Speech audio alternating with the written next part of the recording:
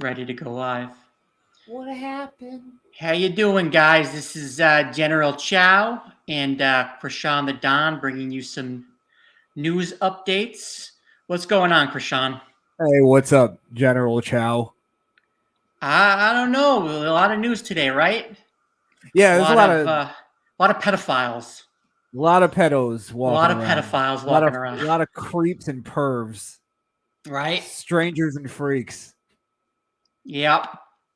We And got this. oddly, most of them work at CNN.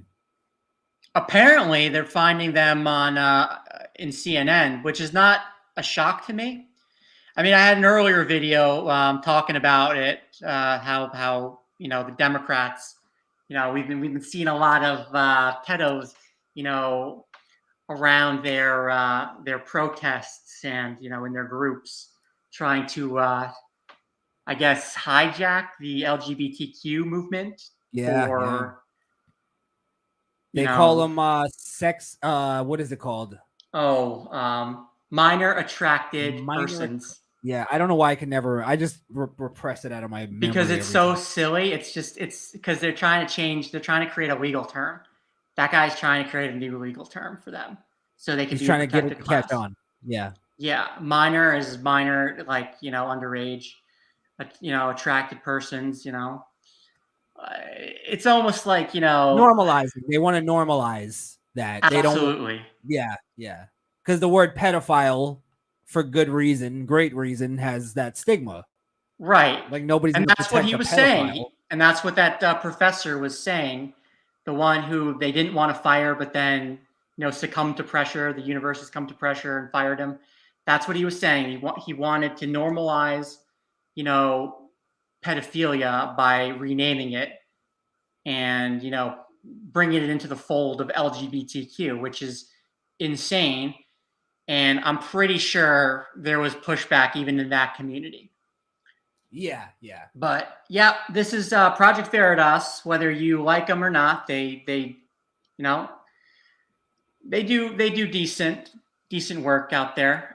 They released the name of a CNN producer involved in a new pedophilia scandal. Rick Salaby is a producer on The Lead with Jake Tapper. Project Veritas released a name after ensuring that the family involved was safe. One text exchange featured the producer telling the source how his fiance's daughter was wearing very closely cut bottoms at the pool. How nice. What a prevert. And you can see this is from ground.news. It's a great site that tells you who is covering these stories. No Democrat sources yet covering these stories. Shocker. Excuse me? I said shocker. Well, I am not shocked. Oh, you were being sarcastic. Oh, literal me. Look at you. Oh, look at me. Chow. I didn't get it. Yeah, I mean, I thought it was a sort of a slipping through the cracks problem they were having over there, but apparently it's like a requirement that you have to be a pedophile.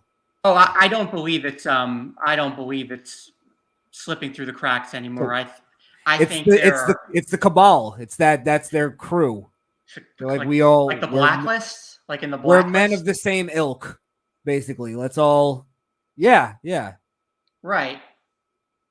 Yeah, I mean, if you seem crazy, remember the whole Pizzagate incident where you know what's crazy? Sorry to cut you, but I was about to say the same thing. Suddenly, the QAnon crowd doesn't look so crazy after all, do they? I don't know anything about the QAnon crowd at all. I just hear that they're scary from the left, but they're not. They're just the boogeyman. They're just the left's boogeyman, just to try to scare people. This is what it's like the Proud Boys. Really scary. Yeah, I mean, this is what's really scary. That there's so many pedophiles just popping up in the Democrat circles and protests. What was the Rittenhouse case? The guy he shot was a pedophile who I think anally raped like 5 kids, and he got in with the mothers first. He would only date the mothers with right. Women. He would with date kids. the mothers specifically with kids to prey on the kids. Right. No interest in the mothers. Just a piece of Exactly. shit. And then you look at the Cuomo situation, which kind of to me kind of blew the can of worms on this whole thing. Because it's not because he's already, Cuomo's already going through a lot of various, scandals at this point, the whole family, and his coverage is, how would you rate it? I think CNN and Cuomo, they just have no morals. No, they are not guided by any principles of journalism. They're heathens. They're heathen. They're journalistic heathens. They're not activists. They're heathens. They're and real quick, the real quick on the QAnon thing, it's like they try to demonize that crowd, right? And do they have some wacky ideas? Yeah, sure, right? But because I know a few of them. But yeah. I mean, who doesn't, right? But at the end of the day, most of them, yes, I'm completely of sound mind. I have no wacky idea. Everything I say is right. For the most part, that QAnon crowd that I've seen, it's like all middle-aged women who want to stop sex trafficking because they have that care for children. They all have grandkids and all that stuff. It's like it's not this crowd that they're trying to make it seem to be. Nah, well, I mean, there's listen, I don't know the whole. Sorry. Yeah. Listen, I don't know the whole story with QAnon or what's going on with them. All I know is that I have not seen pedophiles in their crowd, and that's like that. That's the extent of what I know at the moment. Is that they're they're trying to shine a light on some of these issues that seem like conspiracy theories. It's mainly no, David, real quick, just so because to fill you in. Their entire thing is based on trying to stop what they believe to be this cabal of very powerful people who are involved in a global child sex trafficking ring. That's what it's entirely based on. Which is 100% true, though. Like, I don't know what would be like. It's Epstein's Island. Like, obviously, there's a cabal going on. Of course. How is Prince Andrew still the prince of anything? He should be like, he should be. I don't know. Like, what do you do with kings or royalty when they break the law? Like, hang them? I don't know. Like, whatever. How does he get away with all of this? How are all of these stories suppressed? The ABC, a reporter there, had the story a long time ago. Mm-hmm. I think in 2016 or so, and wanted to, and her producer shut it down. Her bosses shut it down because obviously there was someone that they were trying to protect. Well, to clearly all this stuff going down with CNN, doesn't it kind of make sense now of why they were trying to protect? Absolutely, because they're involved. They have early warning in all these liberal news stations. They get early warning of stories that are about coming down the pipe, and they can inform the right people before it gets to the airways. And I'm sorry. Go ahead. No, I was just saying, just so they can shut it down. They have an ability to shut it down. And apparently not now. I mean, for us to find two in the last few weeks, to find two of these child sex crime, perpetrators, it's fascinating to me. Like this should have more legs to it. This story. And for people to understand, because I don't think we got like deep into the story yet, but this is like legit pedophilia. This is like grooming a child for, I believe the word that he used was training, which is grooming. Oh, that was the last guy for the one who worked with Cuomo. The one that just got. The big one that just got. Yeah, but he was basically trying to get a 9-year-old girl. He got the mother to basically pimp out her 9-year-old daughter. I'm assuming for money. I'll pull up the story real quick here. But yeah,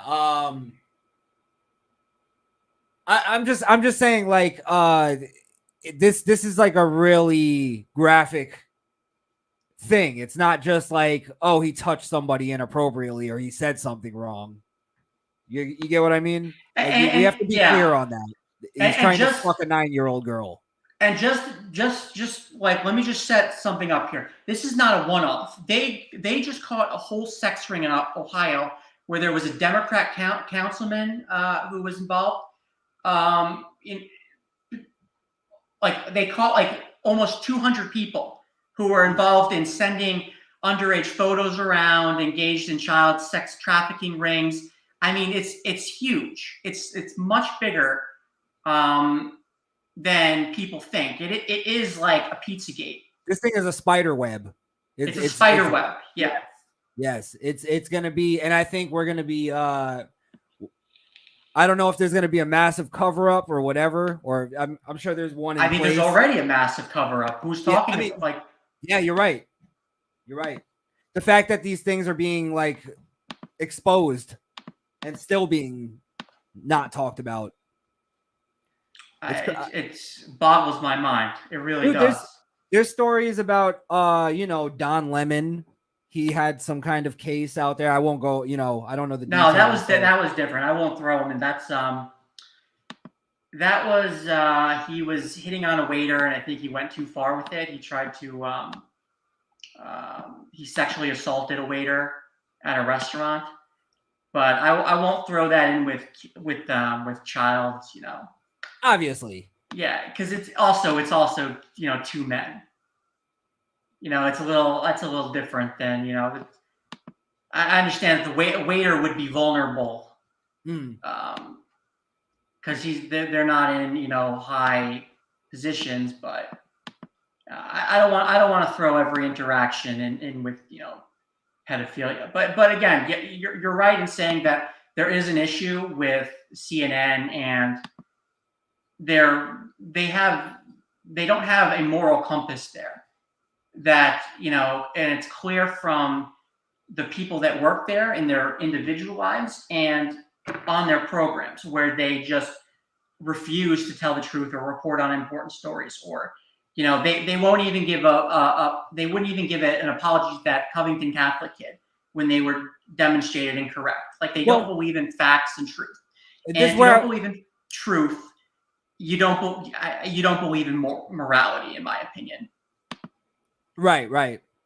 And that's where I was going with the Don Lemon thing is that I was just bringing that up in that case of, like, they're the same people that'll go on TV every night in primetime slots and tell us how to live our lives from a moral compass position. Like, they're, you know what I mean?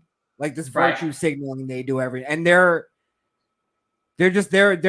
behaving worse than, and it's abusive. What they do is abusive. Yeah. Yeah. It's crazy, dude. But yeah, I mean, I don't know what else you can say about that. I mean, it reminds me what they do. It reminds me of the family value conservatives a long time ago, who were kind of, enraged, over, gay marriage and stuff like that. And it was just, they didn't have, they didn't have a real, I don't want to say, they had principles. That was the one thing, but they were aggressive and abusive about, their positions at certain points. But they used to say that, with, gay marriage and, which I supported, and don't ask, don't tell, which I supported, and, all the other things, it would be a slippery slope that would lead to, more, I guess, deviant behaviors. And, like, not that I think that, gay people are engaged in deviant behaviors. I think, but I guess just to get the point across, just to get the point across that it would just be a slippery slope. And, like to pedophilia, that was their end goal. And, men pretending to be women going into women's bathrooms, and engaging in, sexual assaults. I think their objective. These things are. These things are happening now. Yeah, and I think their objective is confusion. And it's for exactly what you're saying. If people are confused enough and they and I always bring up the word precedence. People want to set that precedent so that later you can make the argument of, well, hey, minor attracted people, that's just a sexual orientation, and you're oppressing me now. You get what I mean? Right. It's like, They're trying to open the door. I think first it will be virtual reality, and they'll try to create different virtual experiences for child pornography. And if you go against these people or try to limit their access to it, they will say that it is a form of discrimination or a form of not allowing these people to get, medical help. I think that's the angle that they're taking. And well, when you get into the child porn thing, they're even going as far as to saying that child porn can be a form of therapy for pedophiles. Yes, that's right. Exactly it. I saw that angle a while back, and that's why I'm concerned. That's why I became concerned, because I kept hearing these, people come out of the woodwork saying, how they would treat, pedophilia with, these virtual experiences, or some other experience, and that they should be helped and not, chastised by society. And I think when we're talking about children and the safety of children in sex crimes and pedophilia, there is no, nuance to the situation. You're either, for it or against it. And if you're for it, you get your fucking head cut off. I think these people can't be helped, and it's pretty clear that they can't be helped. And, I think most of society would like to see them eliminated, but the issue is how do you gather the evidence, and is the evidence, indicative of some severe, severe situation where, many children have been victimized. I think the line for most people is when you go through with it. Like right. the line of like, you should be put to death. Right. And I think if you talk to somebody online, let's say, and you got caught in some Chris Henson thing, America's such a therapeutic country that you can find some kind of forgiveness somewhere for that. Right. And like for the thing about having pictures of children, that's a problem. Listen, I understand that these people have, mental disorders that, that they're struggling with, and it's, they need some kind of help. I don't know what kind of help it is that they need, but it needs to be away from children. It needs to be, private. And I think the sentiment that I'm expressing right now about helping them is going to be used to normalize it, and normalize, these groups that obviously see a way of getting it legalized, or I don't know what their goal is. I think they see their opportunity. Well, that's what I'm saying. We got to be careful. And I know you're not doing this on purpose, but even like referring to them as a group, I think is bad. But they are a group. They're committing conspiracies to sell and distribute child pornography or child sex. I know that. I'm talking in terms of like politically. Okay. Like because we're talking where they're trying to normalize it. And when people go, oh, this is a group, it's like, no, this is fucking sick people. Like, I think it's sick people. I just don't know what to do with them. And I don't want to normalize it. I think that this is one of the aspects of the LGBTQ community that was obvious. Like the slippery slope argument, where if you allow this, then you got to allow this, and you got to allow this. I mean, I think there are people who are sympathetic to these pedophiles out there, or minor attracted persons, as as that professor would like to call it. I think that clearly there's sympathy within that group, and that needs to end. That's how you do it. You first you remove women from politics. No, we're not removing women from politics. That's where it all started. And then we pulled back on the LGBT. I think the bathroom thing is the line. I think the bathroom thing where transgenders, people who identify as a female, even though they're male, can go into a woman's bathroom. I think that's the line for me. I think the line should be this. It should be, if you're gay, do whatever you want. Don't care. Your business. But I'm not gonna call it normal. I don't know if I even so I have a different opinion. I think homosexuality is something normal. I think all of these little gay, being gay, lesbian, and having the being compelled to want to transition to a male or female because you feel like you were born in the wrong body. Yeah, I think those are all just natural things that occurred. But it's just, what does society do with these, I support their rights. I just don't support all their, policies of what they want to do. I don't think if you just say I'm a woman, you should be able to go into a woman's bathroom when you're clearly a guy.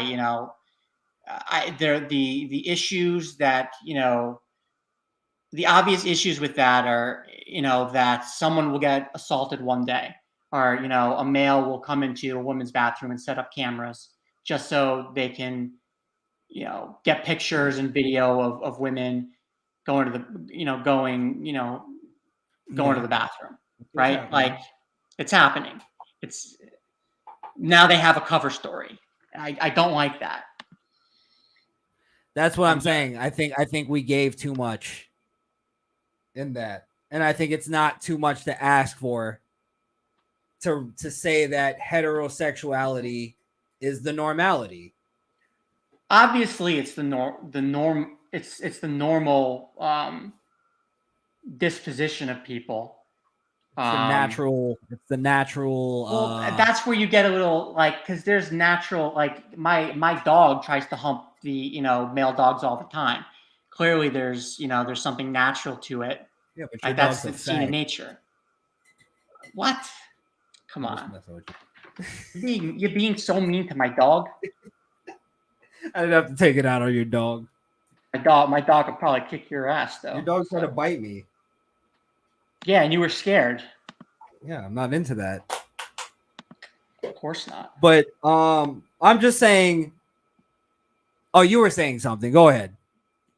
I have no idea. I have no idea. I think the line here for conservatives is you got to stop the bathroom thing. That's it. That's the line. We're seeing the problems and highlight the fact that, what's Jay Blazer and normal is a male-female procreation, which is why a dude can't get pregnant. It's purely pleasure, a vice of the skin. All right. Thank you, Gospels. Was he preaching the Gospels? You can't compare dogs to humans, bro. Dogs eat shit and they're vomiting. That's not normal for humans. That's a goddamn point. That's a decent point. But they'll die if they eat chocolate. Right, but come on, Jay Blaze. There's other animals that have sex with the same sex, And dogs, no matter how horny or gay they are, they're not fucking each other up the ass. I'm pretty sure that's not happening. Yes, that's what they're doing. They're doing that. Right, yeah. I thought it was just a rubbing. I mean, it's a rubbing. It's a whatever. A hole is a hole to them. It's I guess that's the that's the theory. A hole's a hole. I don't know. If there's I don't grass on know the if this field, is play true. ball. Do dogs? I'm gonna. You know what? I'm typing this up. If it feels right, it must be.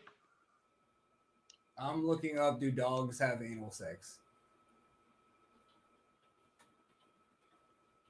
Okay, continue the banter. I've not a fast. never heard of canine AIDS. All right. Exactly. They don't have a you know a pit bull Freddie Mercury running around making great music. Hey, J boys, have you ever heard of African super AIDS? Let's see. How'd that happen? I mean, what is the theory behind AIDS? How that happen? Do you think they had some person had sex with a monkey and just transmitted it? Like where did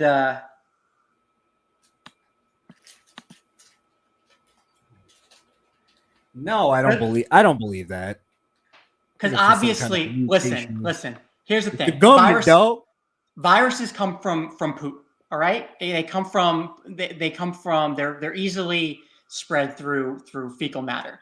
That's where they got coronavirus. That's where they got all these versions of coronaviruses and mutated it all together. They went to bat caves and took a handful of poop from the floor and just started eating it. And that's how we have corona. No, but that's where we find reservoirs of all diseases. Is we look at their poop and we find mutations of these viruses in the poop. So when people have someone obviously had anal sex at some point with an animal. I think it had to have been an animal. A goat. I think it was a goat. It was a goat. That's what was happening back then. No, because how does it spread? Does it usually spread from a goat to humans? Usually, it's like if it spreads to a monkey, then it could spread to humans. That's why I'm thinking someone had sex with a monkey and spread it around. I think monkey is just a silly animal to use. I think it had to be. Well, maybe goat is too. Right. Do you think it's silly if someone were to do you think it would be silly for someone to wear a condom if they're having sex with an animal like that? Like, not, yeah, of course. If you're having sex with an animal, if you've gone that far, it doesn't feel too silly, right? Not worried about safe sex at that point, right? Oh, and that's the problem with some of these anti-AIDS drugs, like Truvada for PrEP. They're finding that it's preventing the spread of HIV, but the people who are using it have like the gay people that are using it stopped using condoms, and now they're getting all kinds of other STDs. Like there's gonorrhea is starting to go up in their community. Everybody on that commercial that they're featuring as a potential user who would benefit. They're all gay.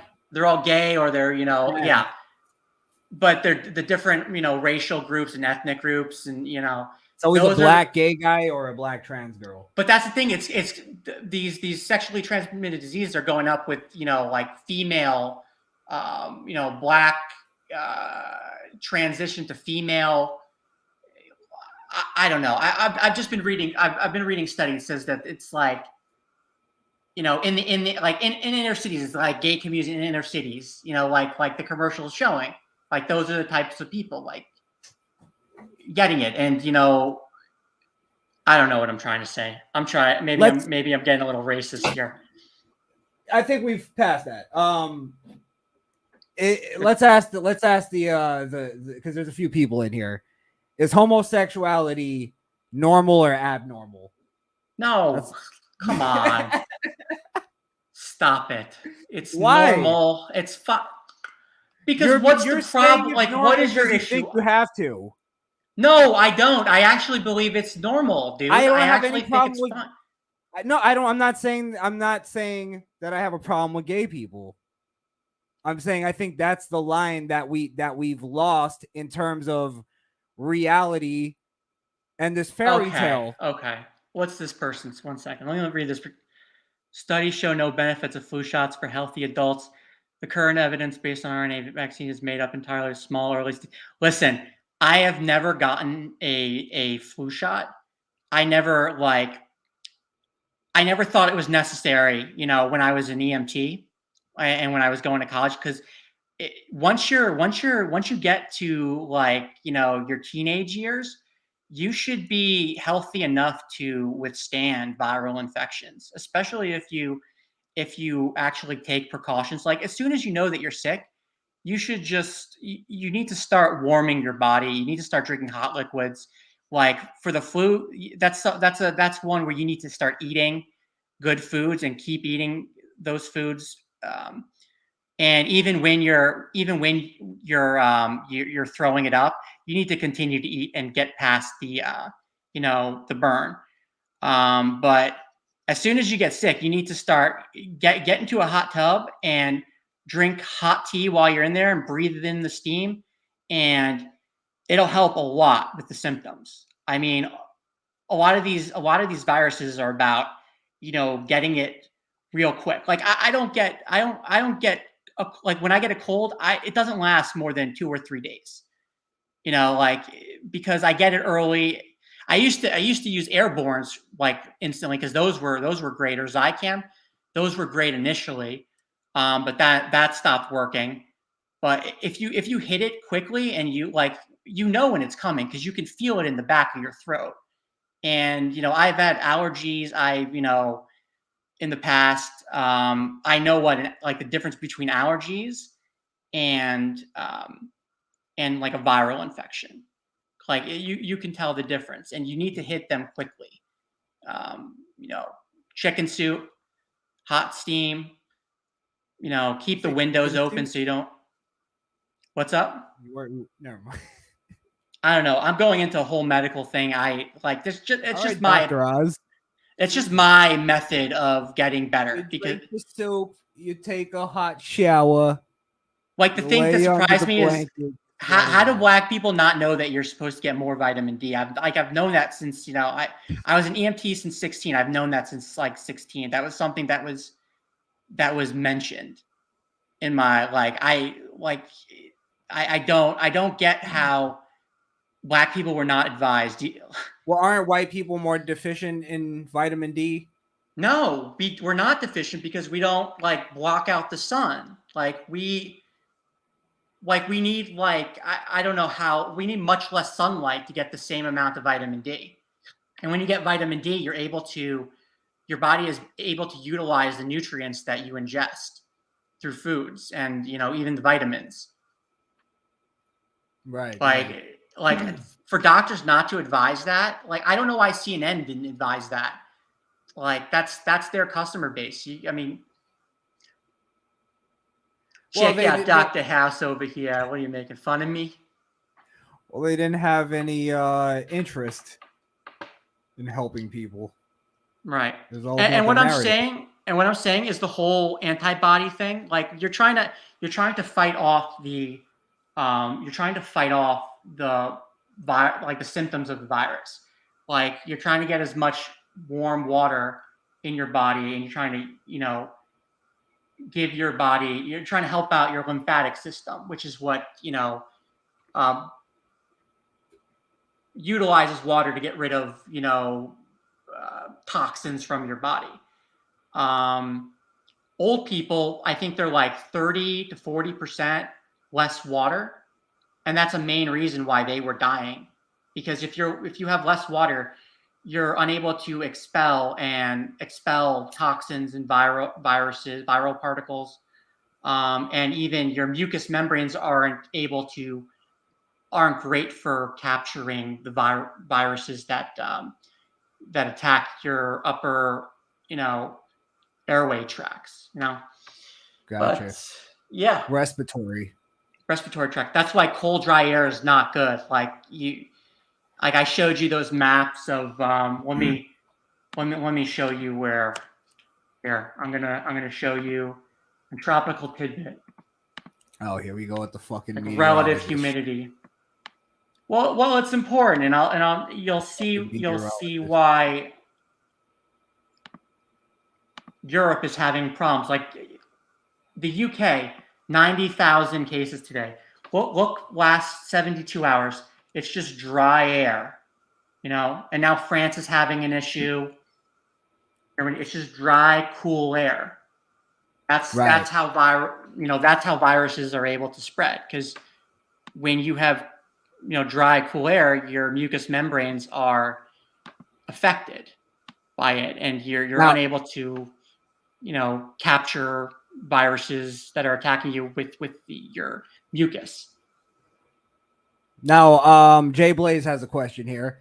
So why are Oh, hospitals not? You know how much of a scumbag I am. I almost asked this as if it was my question.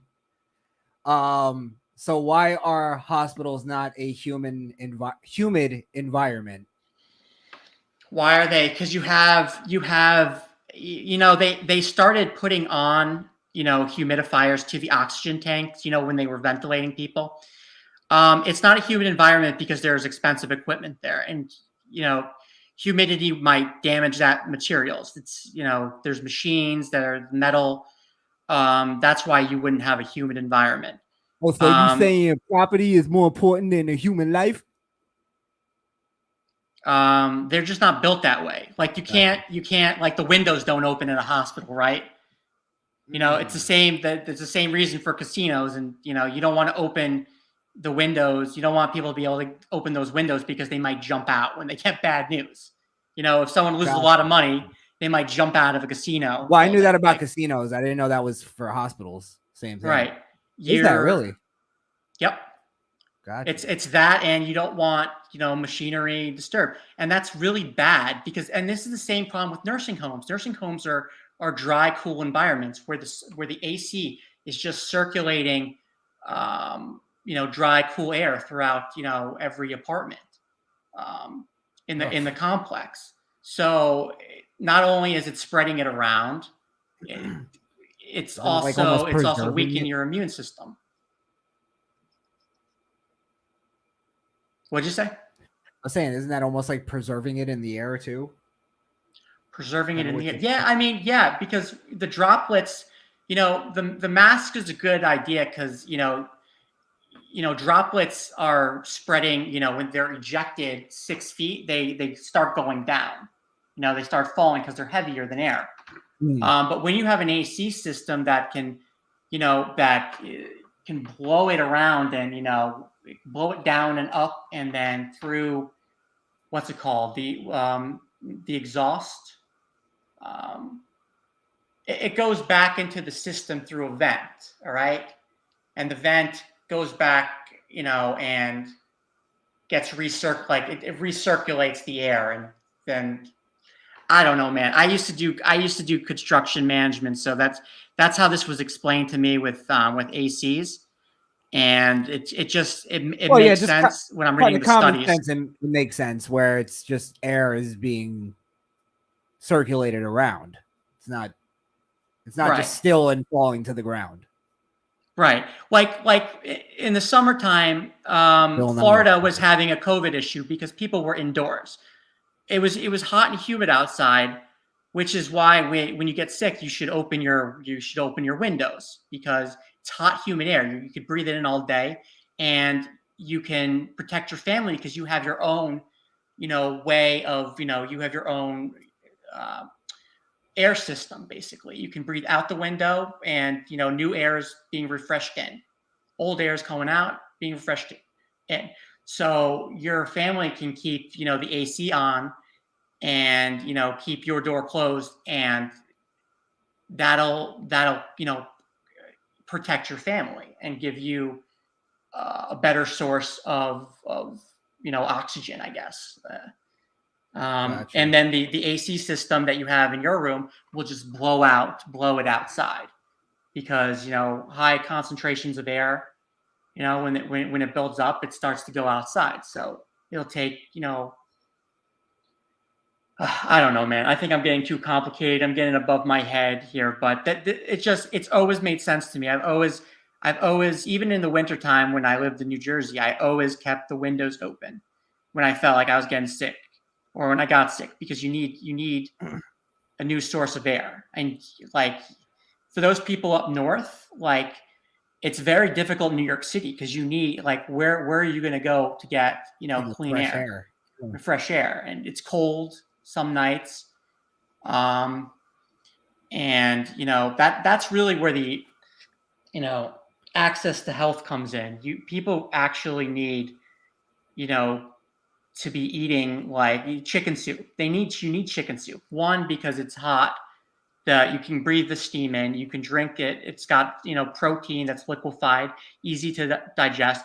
It's got salt, which is helping kill viruses that are in your throat. That's why they tell you to gargle with salt water. And it also kills viruses. Like salt kills viruses, or at least neutralizes them. Right. So it's good And to have not some to salt. mention, not to mention, it's fucking delicious. It's great. Carrots, you're getting vitamin A, vitamin C. I mean, the only problem with people is they lack a Jewish mother that knows how to make it, or Oh, what do you say? I bet you Caribbeans make better chicken You think soup. Caribbeans make better chicken soup? Better chicken soup than Jews. But what do they put in it? Everything. Yeah, no, like bananas, like whatever. Well, you don't want to put sugar in it because sugar feeds viruses. Well, I don't like all that stuff. Like I think they put like squash, if anything. Squash. They have potato. Butternut squash is good. I gotcha. All right. I'll get some of my Jamaican soup. Give but me some Jew stew. Yeah. And a Jew stew. We'll put it to the test. They should just rebrand it Jew stew, right? Like Jew stew. It's the Jew stew. No, but we're talking about this because New York just had their highest COVID-19 infection day. They had let's go to coronavirus. New York. Now is this regular COVID or is this Omicron? Omicron. Who knows? I really I'm not sure 100%. If you could find out, that would be great. But it's just like 21,400 total new cases. That beats the old record, daily record of 20,177. So that's in the middle of the pandemic, the high point where a lot of people are dying. It's the winter. Middle of the winter. And we're not even at that point in the winter yet. That was in January. That was what? January 15th. Uh-huh. So we got some time before, the worst of winter comes to New York. And also it hasn't been a bad winter per se. It hasn't, like, New York hasn't really experienced the bad, really cool conditions. They've kind of been, getting this ridge over here that's just lifting up warm air into the city. But it's just front after front is bringing cold air, then warm air comes back in. Really, the area that's, had issues is, out west over here. They're getting storm after storm. They're getting cold air, whatever. But the reason why this is a big deal that New York is, getting to, breaking another record, their own record, is because remember when they were talking about how DeSantis, didn't know what he was doing when he was fighting COVID-19? He wanted to see people die. Like he wanted to see people die? Yeah. Like, I remember. It's just amazing. And of course, like if you're intelligent, you people who should speak up because they have knowledge of why, cases were rising in Florida and not New York at the time. It's because in the summertime, New York, people go outside. They open the windows. They have their refreshing air. Like that would have been the perfect time to have schools open. And like in Florida, everybody goes indoors during the summer because it's frankly too hot. Now everyone's playing around. Which is why you're not seeing these high numbers in Florida during the school year, because you can leave a window open for your class. You can, and like, well, weren't some people doing outdoor classes too? I mean, does anybody really learn outdoors? I thought that's just something that colleges do. They take a photo of it just to attract, It's like the new age hip shit. Right. I mean, look at the structures of a classroom, man. Look at the UK here: 93,000 new cases. France 58,000. Germany 48,000. Why is this only happening in very vaccinated countries? That's what I want to know. Why is this not a problem? In the vaccine is causing it. Who said that? Is that what people think? Think what? I didn't hear anything. Oh, okay. I must have heard a ghost. We're on YouTube. Oh, huh? Right. Oh, look at this. Okay. Go ahead. Yeah. New York, 21,000. Illinois, 10,765. Ohio, 10,025. 145 deaths in Ohio. Michigan, 140 deaths. Wait, Florida was only one death? Yeah, dude. What is DeSantis doing? What's DeSantis doing? He's offering antibody treatments, and people who are vaccinated here. The monoclonal antibodies. There we go. And I've had a really tough time spelling that. Making it available and making people do it early once they get the COVID test. Like the word's out down here. Everyone I know who's vaccinated and has, goes for the monoclonal antibodies because it's effective. People who are vaccinated that are in serious condition have used monoclonal antibodies and survived. I've heard stories from my neighbors. I've heard everybody that I know that got COVID recently did that, and they said that it helped them. They still went through hell, but right, it got them. Yeah, you go through more hell if it's like when I'm saying that you catch colds and influenza early. That's how I haven't gotten severely ill from those things, because you catch it early with the monoclonal oh my God, monoclonal antibodies. You give your body 5 days where it's got antibodies to fight the virus off then, and it gives you 5 days for your immune system to develop its own antibodies. Mm. It gives you 5 days, and it allows you to handle the symptoms, because that's what's killing people. What's killing people is the symptoms and the untreated symptoms of coronavirus is what's really killing people. Because if you just allow viruses to fester in your upper airway and your lower airway, and you're not doing things to eject it, it starts to create what's it called, it attacks the cells in your lungs, and it starts to create what's it called? Dead tissues and a whole bunch of, I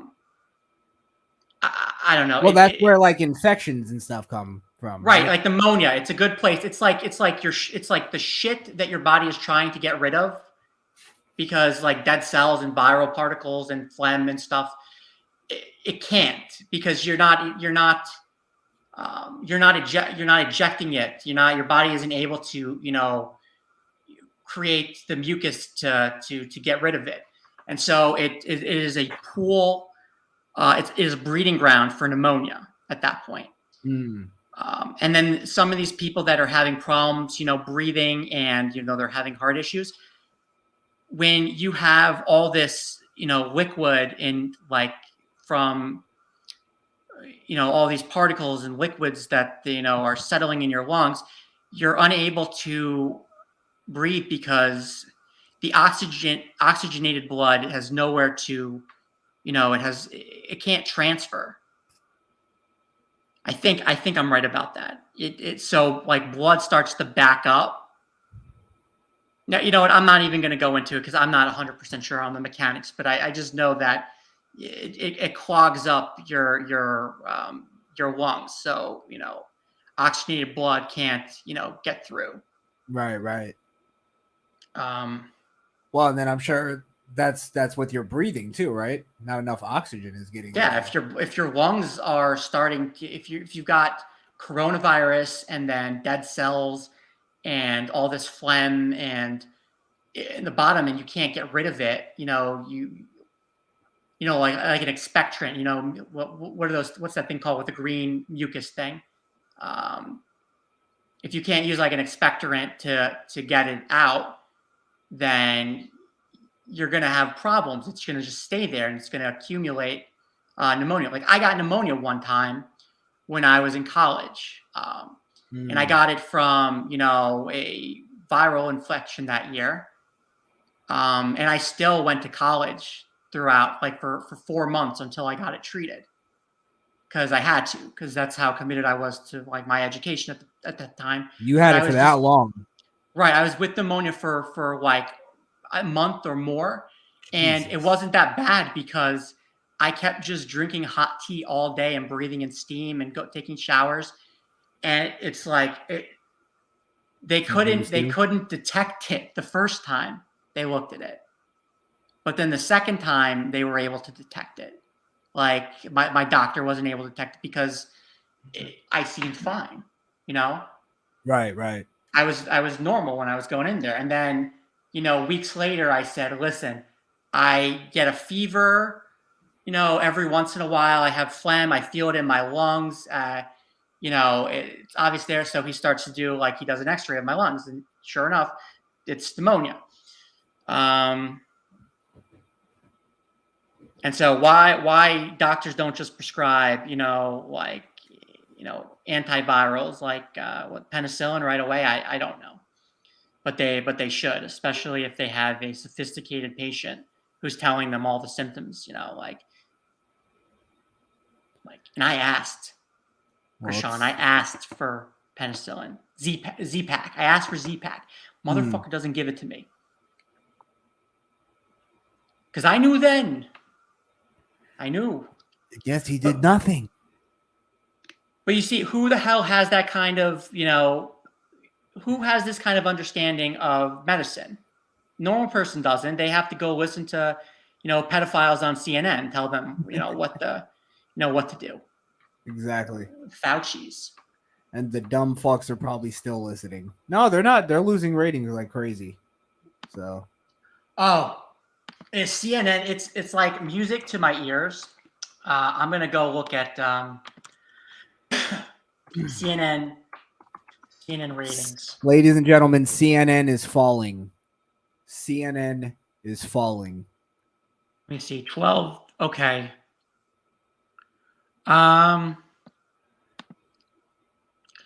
Okay, this is CNN, MSNBC drop in trust rating as Fox News Channel rises. Okay, that's Forbes.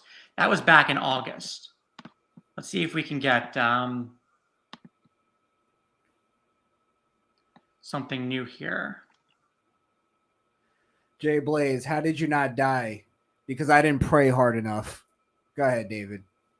Well, the power of prayer will always help you, and if you pray to any your deity or any deity, and if it's not working, try praying to different deities. Different deities, yes. If Jesus ain't working, try tarot Judas. Cards. Yeah, they might have got the names wrong. Oh, we getting into that? You want to get into that? I don't think so.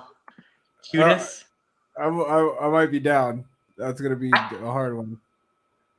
Okay, I'm not. Okay, just trust us that that CNN ratings are down and Fox News ratings are up. Nobody, right? Yeah, nobody. Just trust us, and even the Newsmax. But all right, so I have a theory about. I think Jesus Christ was inspired by a previous prophet called Judas Maccabee. Judas Maccabee, Right, Judas Maccabee, and he is the also one known as who Judah Maccabee. right, and he is the one who led the revolt against the Persian, Greek armies. I think it's called the Seleucid Empire, and it's what the story of Hanukkah is about. This was in 167 BCE, 164 BCE. Sorry. Gotcha. So 164 years before Jesus Christ was this guy Judas Maccabee, or Judah Maccabee, and people like he was admired after Judas Maccabee came along. Like, I mean, he won impossible odds and against the Seleucid Empire and the Greeks who were fighting alongside them. And he gave his life for his people to inspire his people. He saw an army of 20,000 soldiers his way, and when all his men ran away, he went right into battle and died, sacrificing his life. And that sacrifice inspired Jews across the country to join up and fight against the Seleucid Empire. So think about that. He died for what? He died for his people. Like he gave himself up. And it's also said that the sins of people who fought alongside him would be forgiven.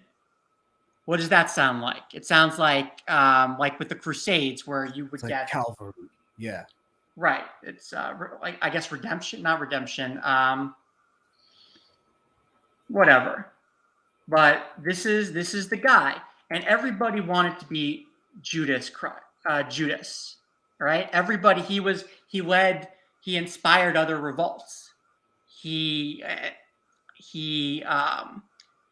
what's it called? And all the Jewish people of that time, after he died, everyone started claiming that they were the Messiah after him. The reason why he doesn't get much credit is because he was sort of moderate. Like the conservative Jews didn't like him because he thought he didn't do enough to what's it called, to like make, to enforce the strict religiosity in Judea at the time. And so, other societies hated him, like the Romans didn't like him because, I mean, he led a successful revolt, and it was basically a slave revolt. I mean, like these people were like, the Jews were basically their slaves. I mean, that were doing, work for the Seleucid Empire, the Romans, the Greeks. And this is the origin of the name, the hammer, the Hebrew hammer that you see like that from the movie. That was him. So now where do you connect that with Jesus? Because he led the revolt 160 years ago. So Jesus was obviously 160 years before Jesus. Yeah. And like after Judas, you saw everybody was naming their kids Judas. There were so many Judases out there because that's who people remember. Like he was the hero of the Jews. He was the guy. He was the savior. Like he gave the Jews their own country. Now you're not saying that Judas in the Bible is Judas. You're just saying that's somebody named Judas. I think the Romans co-opted Christianity, Jesus Christ's message. And I think they made Judas the villain because they didn't like the stories of Judas is what inspired revolts. Like at the same time, I think as the Judean revolt, I think there was Spartacus. So you're saying in a way they whether his name was Judas or not, they named him Judas to sort of like smear that name. Right. Okay. And then in 111 to 71 BC was Spartacus, and he led the revolt. Born 111, 71 BC, 39 to 40. So he led a revolt, a slave revolt afterwards. And I think they're connected. I really do, because you had Jews that were fighting as gladiators. So I think the message spread. Because Okay, you're talking about like his morality in a way. right, the morality of the Jewish morality there, because there was an anti-slavery movement in the in Judea. I mean, like, the Exodus is how they got out of Egypt and how they got out of the Pharaoh's thumb, and that there shall be no more pharaohs. That's the first 3 commandments. There shall be no other God but me. You shall not have false idols. You shall not take my name in vain. All right. So that's kind of not good. All these other societies like the Greeks and the Romans, and they had idols. They wanted people to have these superstitions that bad things would happen to them if they didn't follow the rules. And, if they didn't, obey if people didn't obey their masters, then there would be consequences to it. Well, Romans were like, they were heathens, right? Heathens. I forgot what it's called. What Romans were really is they were a identity, a nationalistic identity. It became a nationalistic identity. But the problem is that they couldn't control all the classes. They found it difficult, especially after Judas Maccabee and then Jesus's death. There was just riots in every part of the country. So the idea was, we got to get everybody united behind the same religion, and that's where I think Christianity came in. And let me just say, just a story. I'm sure that Jesus Christ was some guy who was inspired by Judas Maccabee. Everybody was at the time. And Jesus Christ was essentially, after his death and after the fall of Jerusalem, that was considered the end times. That was considered the apocalypse for Jews. So the apocalypse already happened. All right. The Jews were ethnically cleansed from Judea. If you weren't a Christian, if you didn't convert to Christianity, you were killed, whatever. You were expelled, killed, whatever. All the books, the Romans destroyed all the books that were, that contradicted their, the church doctrine of what they wanted to keep around, what books they selected, because they Alexandria. Right. Now they burned down the Alexandria, right? Like they destroyed the books there. Because they didn't want any other literature other than, the word of God, which is actually the word of the Romans, the Pope. Can I jump in here real quick? That's my theory. Okay. Well, because I don't think you're finished with the theory, because you explained this before. Now, as a Christian, a Gentile, right? Right. I always had a disconnect with the Bible in a couple places, very specific places. And when you explain this theory to me, it kind of filled in those gaps for me. Yeah, it goes full circle. In a way that I wasn't sure. I don't know still if it's the truth or not, but I'll put it this way. There's a couple things that I always felt were a little off. Like for instance, Jesus was, the divine intervention, that whole thing of how he was born. The idea that like he why did he have to die on the cross and all that stuff, and his body disappeared. Right, but And all that's a that stuff. story Well, in Judas Maccabee. They asked them to sacrifice someone for their sins, and they wouldn't sacrifice anybody. You're not allowed to sacrifice yourself. what I'm unless, saying. Sorry. Continue. You're not allowed to sacrifice yourself unless it's to save another life. Right? There's no dying. Like and the idea. Otherwise, it's suicide. Huh? Otherwise, it's suicide, right? Right. Otherwise, it's suicide. It's like you can't be forgiven for your sins. Only you can ask for forgiveness from God. Right? You don't go through this idea that you go through like a priest or the Pope to get forgiveness is ridiculous. All you need is 10 people to form a minyan, and you ask for forgiveness of God. That's Yom Kippur. We ask for forgiveness. Like what else? The idea of an image of God, they're like the fact that there's a cross and there's a guy whose image that you're using, like that's thou shalt not worship false idols. Well, that's where I was gonna get into the thing of like filling in these gaps of Christianity. When you explain this, I started thinking of certain things, and I'm like, a lot of this kind of resembles in Christianity resembles Greek mythology in a way, where like even the imagery of, like you said, the imagery of God, like this guy sitting in the clouds and he has the beard and he has a staff and all. It's like that's really Greek mythology when you look at it. Like the whole cross is a symbol of Roman oppression.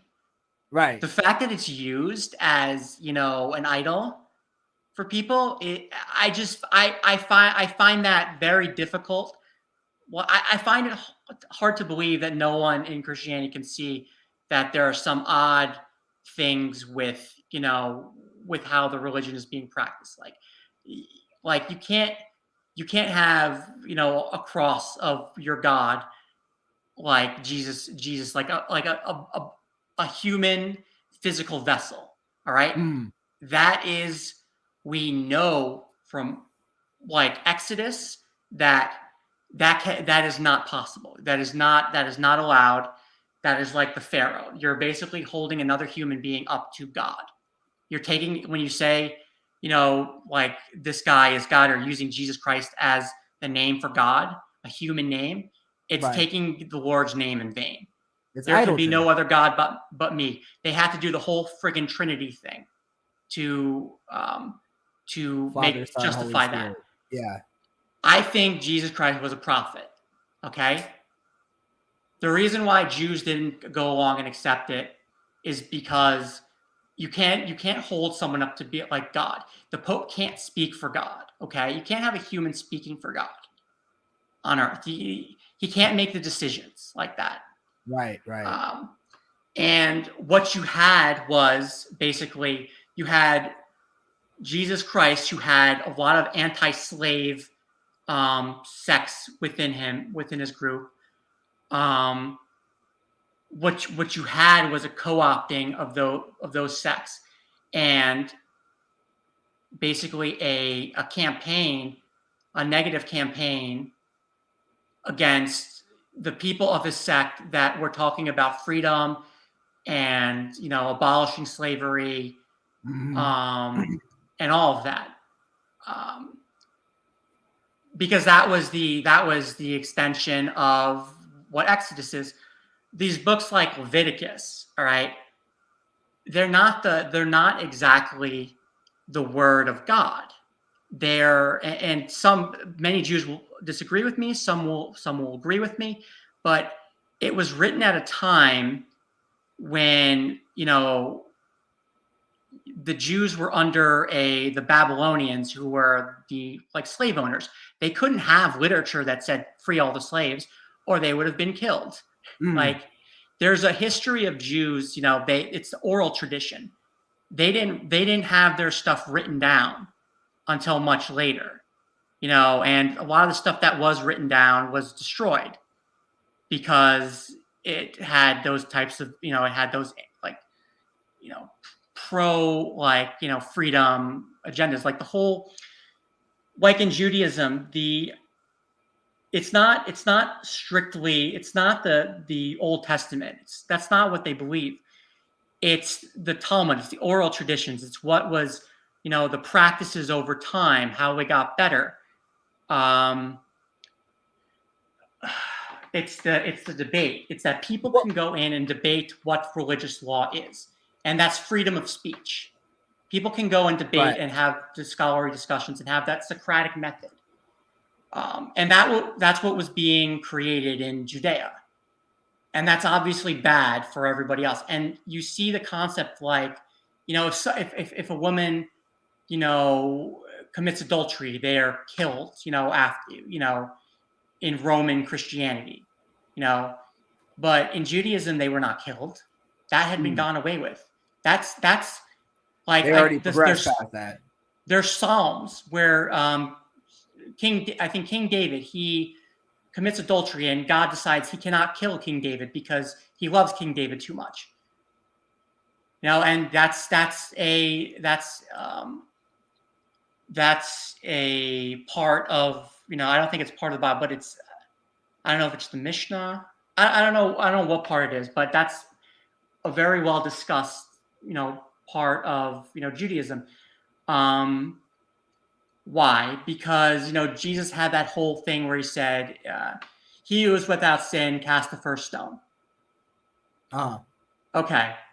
That's the same thing that rabbis at the time were writing, is that you cannot kill a woman just for having adultery. It's not, appropriate. And that's Jesus' messages. And then when you see, when it goes, it gets when it gets co-opted by Romans, it's, every woman is killed if, she commits adultery. So to bring it to, like, a simple, like, way of saying it, when Jesus was doing his thing, going around spreading the gospel, right? He wasn't preaching Christianity because Christianity didn't exist yet. How could he? He was right. He was preaching Judaism. And then you're saying that the Romans took his death because he created this revolution or revolt. He created this movement. It was an anti-slave movement. It was it united everybody. And they saw an opportunity to sort of, like, use that power and then create this religion to, let's simply say, to control people at that time. Like, all right, I think so. I think it became, it deviated from the, or for them to not lose control. For them not to lose control, but they were losing control anyway. Right. The plan to gain control was to unify everybody under Christ, and you saw a huge dark age after, like, while that was happening, and the Jews moved out to, to the Muslim lands, like, they were there when what's his name, Muhammad created the Constitution in Mecca, or right. I think it was Medina. In Medina, they went to the what's it called? What's Spain called? The Iberian Peninsula. That was controlled by the Muslims, like Granada, and they influenced, math, science, philosophy, and it was a golden age in Islam, because it was unifying all the different cultures, and it wasn't as, Islam wasn't, trying to kill all, the people that disagreed, or, destroy all the books. I mean, this was when? I think it started at 600 AC. Okay. So did they get rid of the apostasy laws? I think I'm saying that right. Apostasy laws? 1 second. Yeah, where they, if you worship another god, you can get killed. I don't think it wasn't enforced.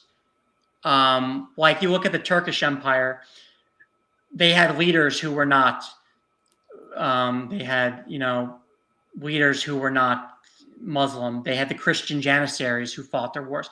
It's when they became more radical and, started killing off the non-believers, or apostates, that, you start to see them decline. They start to become more radical. Yeah, but I mean, killing off apostates, that was, I mean, that was a rule that was even a rule in Judaism. Right. Was it practiced? Yeah, it stopped. It wasn't, you had Greeks that were living in Judea that were intermarrying. People started taking Greek names. People started, converting from different religions.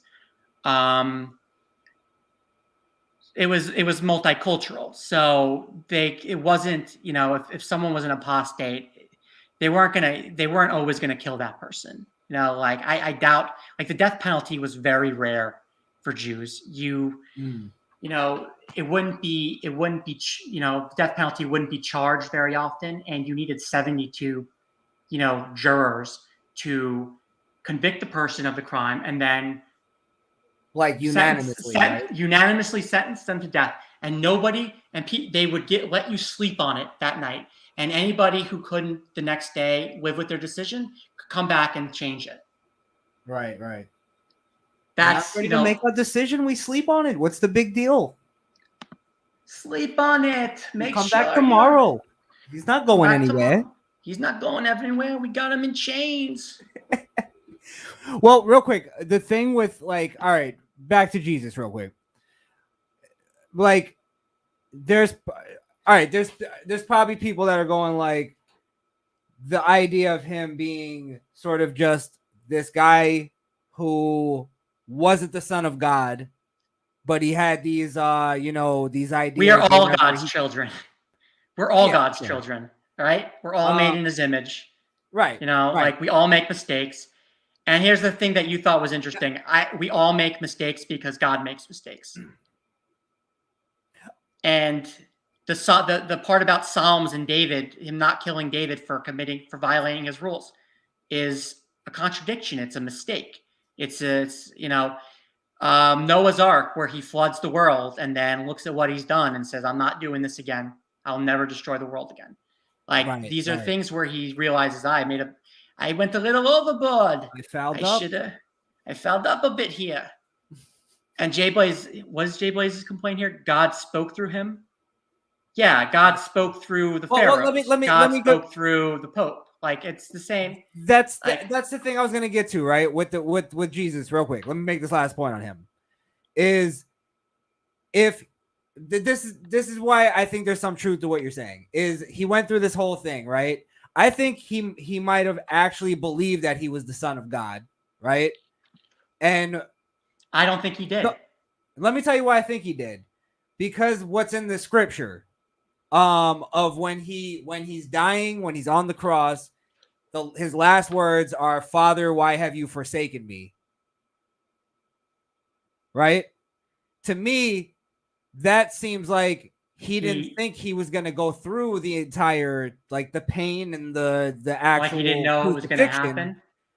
I don't think he thought he was going to go. I thought he thought God was going to intervene and take him out of there so he didn't have to go through it. He was confident the whole time that he's just see, it's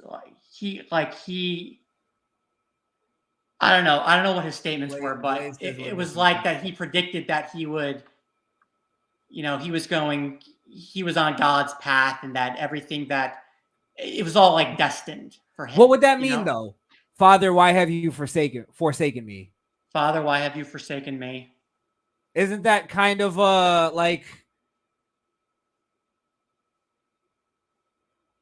I'm trying to think of the word. And no, he didn't.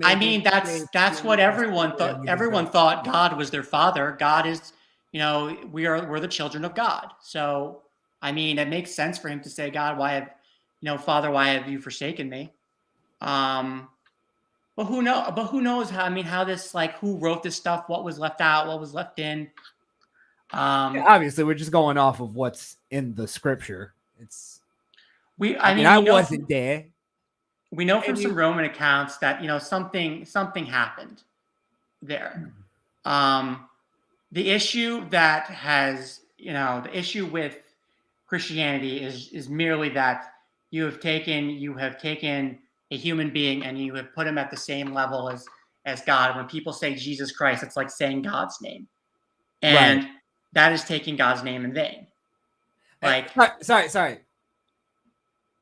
What Blaze said is he knew he would die. He said that because of the pain. I'm not saying that he didn't know he was going to die. That's what I meant. Is that I don't think he thought he was going to go through the pain. Okay, but then if he knew he was going to die, then that makes Judas Maccabee's sacrifice greater than his, because he knew, you know, he knew he would die. He knew he would, like, at the end of the day, he would be okay, right? Like, he knew he is part of God, right? He is the three trinities. He's the he is one part of the three trinity. So, like, I guess for me, it's difficult to see where what he actually gave up. It doesn't, and not only that, it's the same exact idea of self-sacrifice for the greater good, the greater cause that was seen in, the story of Judas Maccabee. Like he wouldn't sacrifice someone or himself. One second.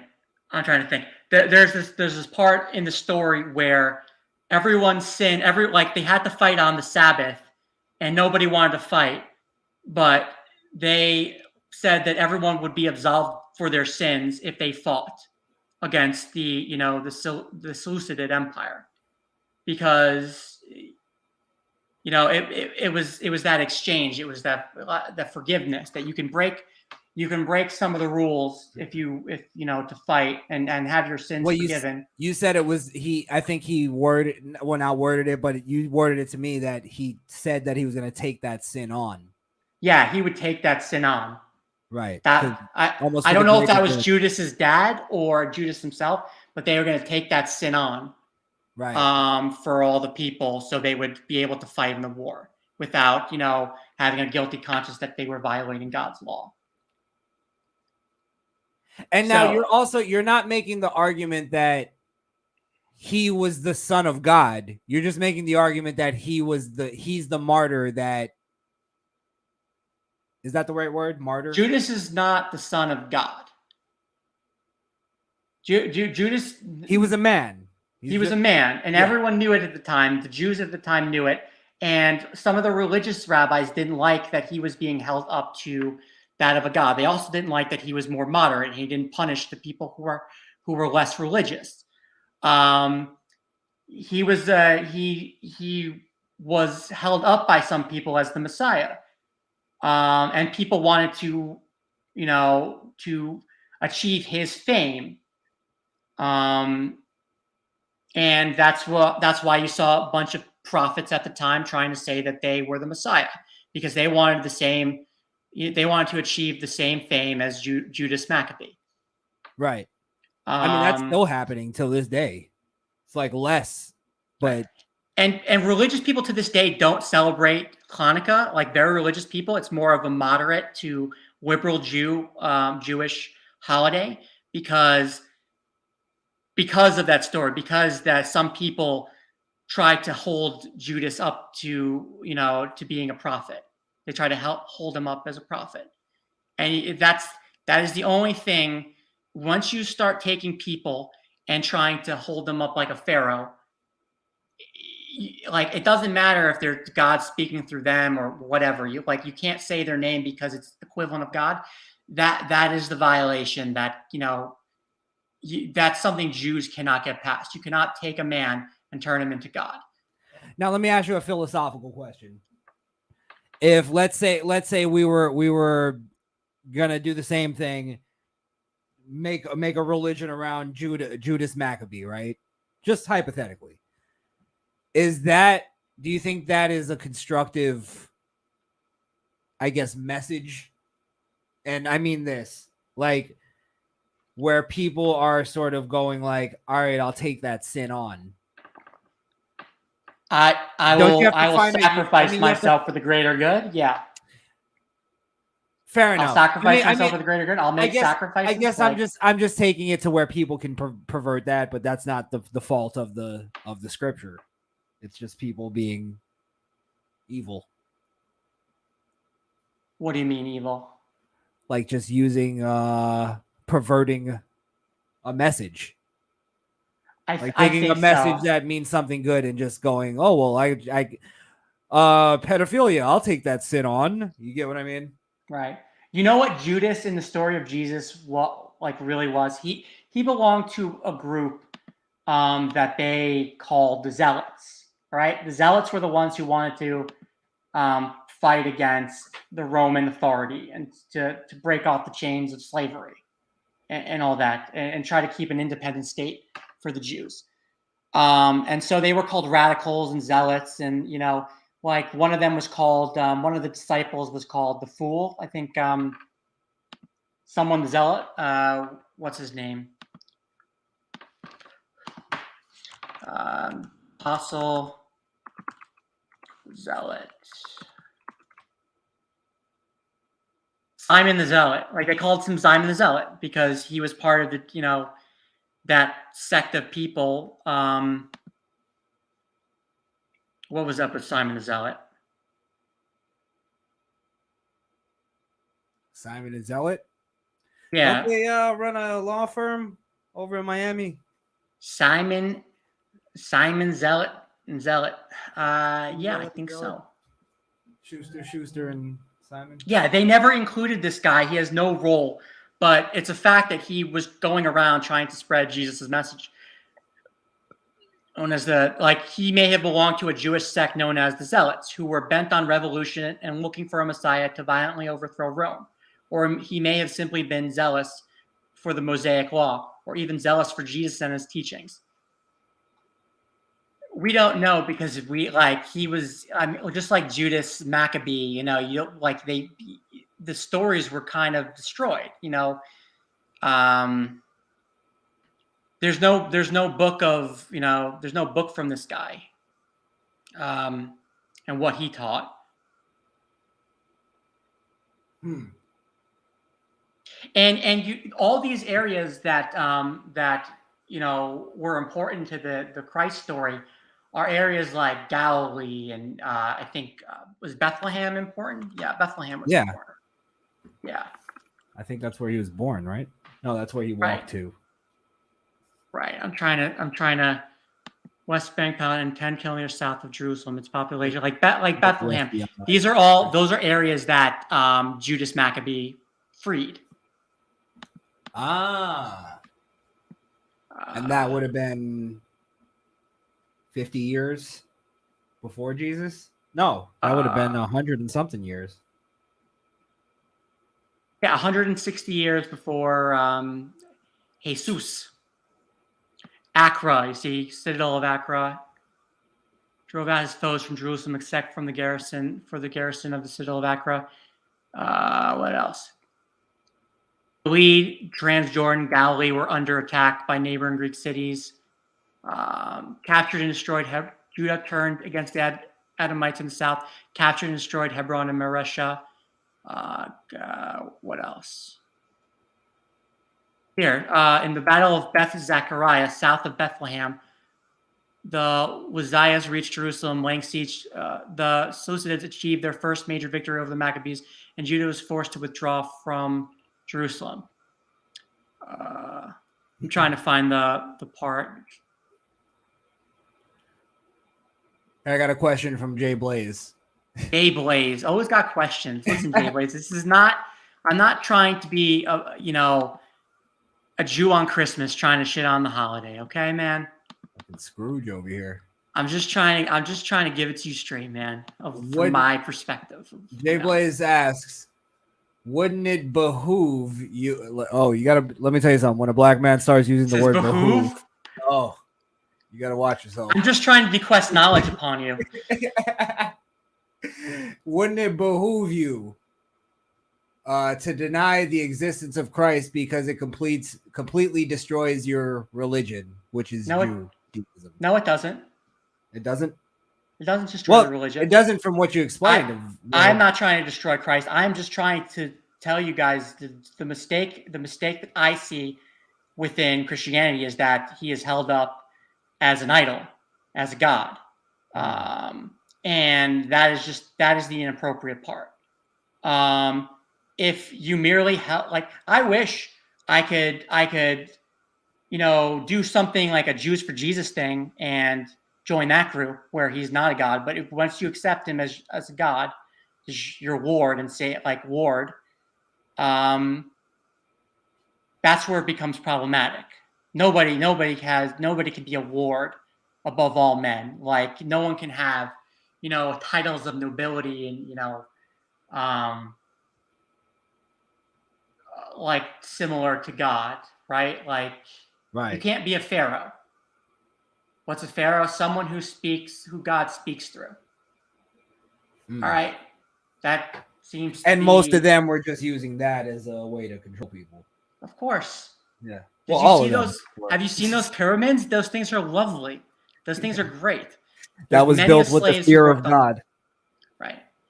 And do they give credit to, they're not going to give credit to any of the people who built it, like, the slaves that built it. They're not giving credit to the Jews. They're going to give credit to the Egyptians for building it, because they were the, I mean, first off, it was the Anunnaki that built the pyramids. Anunnaki? Yes. They came down. They're our species of alien that is our overlords. Those of royal blood are believed to be the immortal gods that inhabited the earth during the ancient Sumerian time in Mesopotamia. Right. And they fucked some dirty Africans and created the pharaohs. Well, I don't know about I don't pyramids. think that's what happened. I think they were invaded by, like the Kush. The Kush were an African people. And they took over, and they. Well, is that in history that the Jew, because that's what was always my belief, that the Jewish slaves built the pyramids. I mean, I don't think says? I don't know. History says they didn't. Nobody knows, right? Huh? History says nobody knows. Nobody knows. Okay. What? Okay. So you also like my theory about Egypt, all right? Every human being came from Africa. That's not dispute. Mm-hmm. So everyone had to go through Egypt, right? Or, like Moses in the Red Sea, like they had to go that way, or build boats to get across the Red Sea, Dead Sea, or Mediterranean. So this area used to be multicultural. It used to be, Asians, Caucasians, Indians. They all had to have come through this area to go, maybe not Indians, but they all had to go through there to get to their final destinations, right? Like after the Ice Age. So basically the history. So, and then the last ones who are going to be there are going to be the Nubians, the Africans, Right. So basically, Egypt was just a multicultural center with a lot of education, and it was the area of, it was Alexander's library, like it was just the collection of knowledge for that time in one spot. Right. And it was, the Nile River, provided plenty of water and fertile land along it, because, in and out ports. Yeah, I mean, yeah, and because there was an ice age, and there was, rain could come down further south. We know it rained in Egypt because you can look at the Sphinx, and the Sphinx was damaged through, it has water damage on its nose.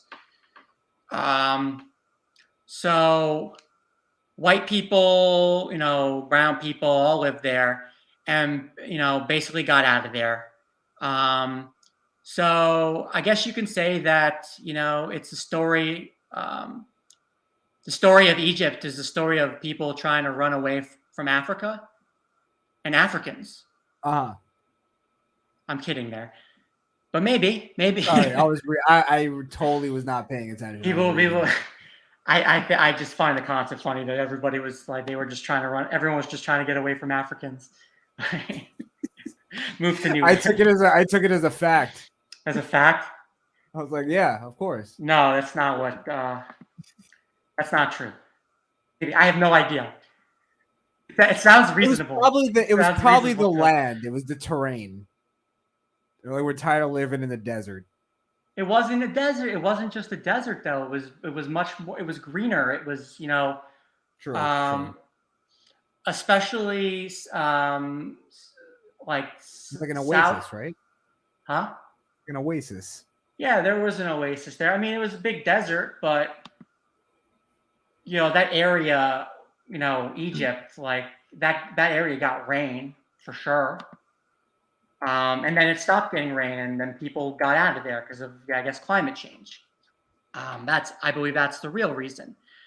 And this happened at least over, 200,000 years because, the Native Americans, they, went all the way around over the ice bridge to get to America, and they settled it for, 15,000 years. Right. 20,000 years. So, I mean, they had to start somewhere, and that somewhere was probably in Africa. What else was I going to say? But the reason why Egypt was good was because that was an area where people could farm, right? People like the Native Americans, they got all the way to America because they were following a herd of buffalo, I guess. I mean, that's the story. But there was hunters, and then, once the Ice Age ended, it opened up a large swath of land that was that could be cultivated. The Babylons, they were living between the Tigris and Euphrates River. Those are all rivers that swelled after the Ice Age, and it's probably the story of the Great Flood too. Like when everybody lived along these rivers. So when the Ice Age happened, there was a great excess of water going through these rivers every year. Mm-hmm. So it flooded a lot of towns, and everybody and throughout everywhere in the world, everyone has a story of the Great Flood. I mean, that might have been what it was. Or it could have just been a bunch of different ones. Could have been, it could have been a bunch of different floods over time. Like, I mean, there was these glaciers, they blocked, pools of water from flowing out. So they got dammed, like huge lakes of water got dammed up. Like the Hudson Bay in Canada. That got dammed up so much that when it broke through it broke through the land, broke through the glaciers and the land. It was well, it's the sort of the God of the gaps kind of thinking, where it's like if there's a flood, what caused it? Must have been God. When they don't know science, or they don't understand weather, right? Or nature. To right. Degree. Now, I consider myself a agnostic Jew. I have two sides of my head, one that believes in God, one that questions whether or not he exists. I'll never say that God does not exist, because I think that if he does exist, that would be extremely disrespectful. Yeah. So, I'm a believer in God. I just don't believe any man can be God.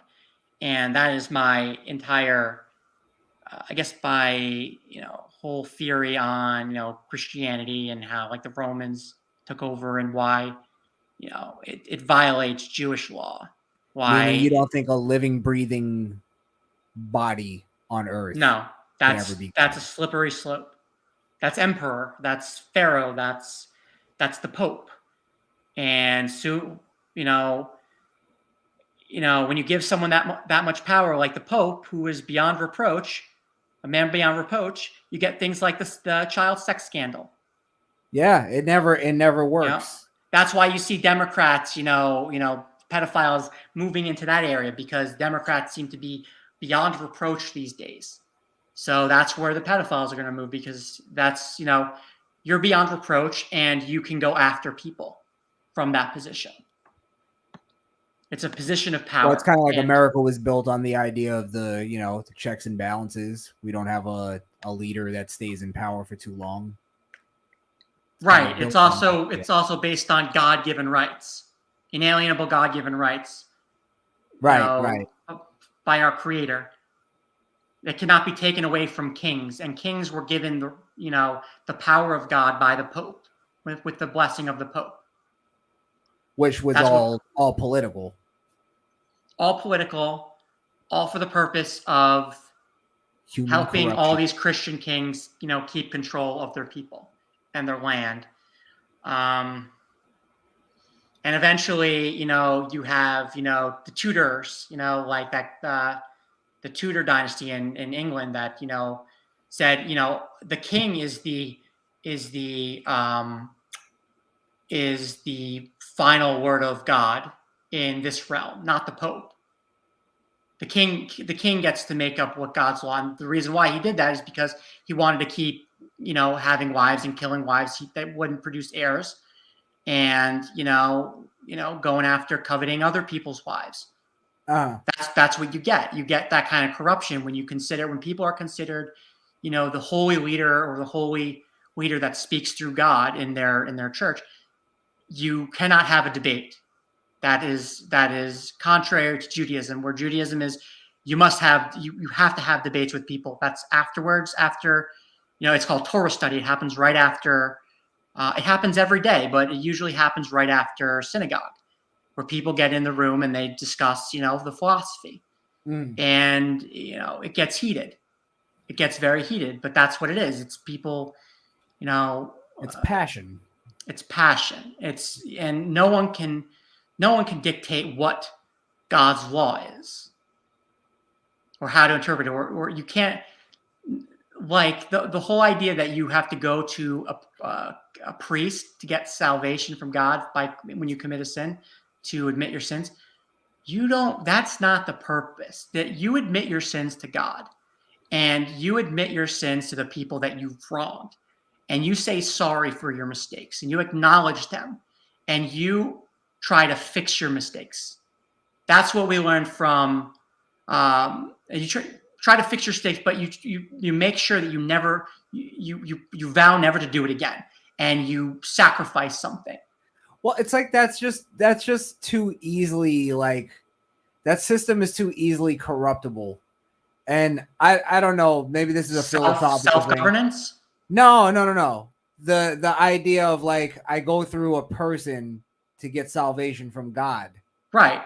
Like that's too like where somebody can use that as like, I feel like if God were going to create a system, it wouldn't be that easily corrupted.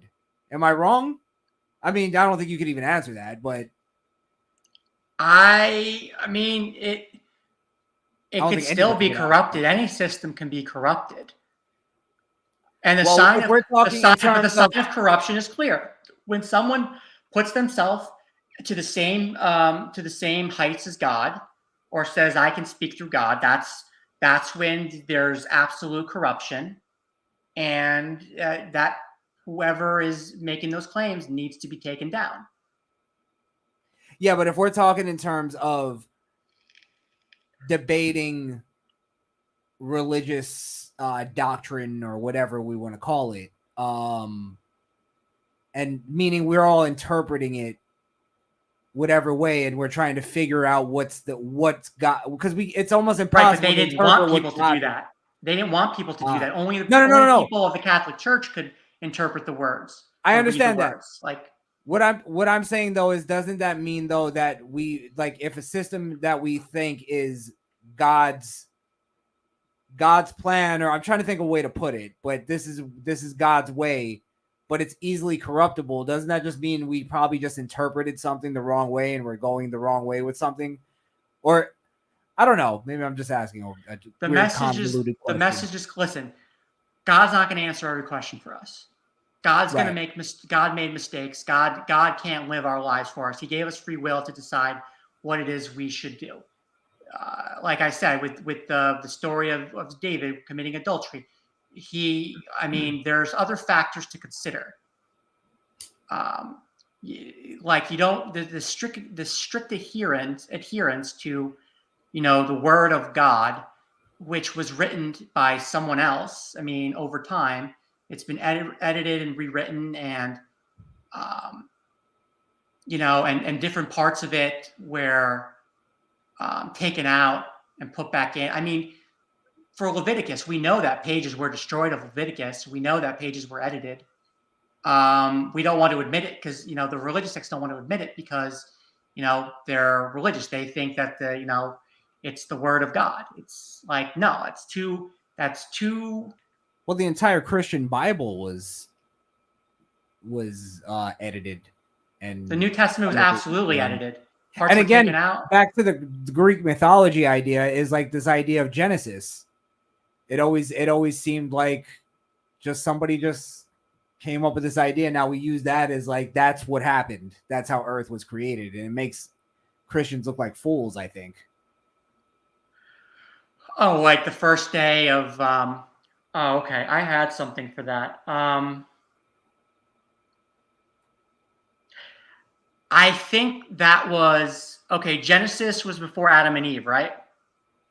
Yes. Okay. Because he created this beautiful plane. Adam and Eve were taken out of the Garden of Eden, right? Yeah. Okay, so that world, that first world, we can say that was the first concept, and that world was destroyed, right? Because God has destroyed worlds in the past. So he gave them the Garden of Eden, and then now where's the Garden of Eden? The Garden of Eden is not on Earth. It's not. The Garden of Eden was the first run, and the first run failed, so they did a do-over. They took him out of the Garden of Eden. That was the first world that was destroyed. I'm trying to think here. I think it's almost. It doesn't make any sense. I think all that is just made up. I'm not saying it didn't happen. I don't know how anybody could record that. Yeah, because you can't have light and darkness before you have the celestial bodies. The celestial bodies are what create the light within the darkness, right? Like the sun. So listen, it's just a human revision of a story where God created the world. I think it was one of those. Created the world? I don't know. I think the Adam and Eve story was probably a story that was just passed down through generations. Yeah.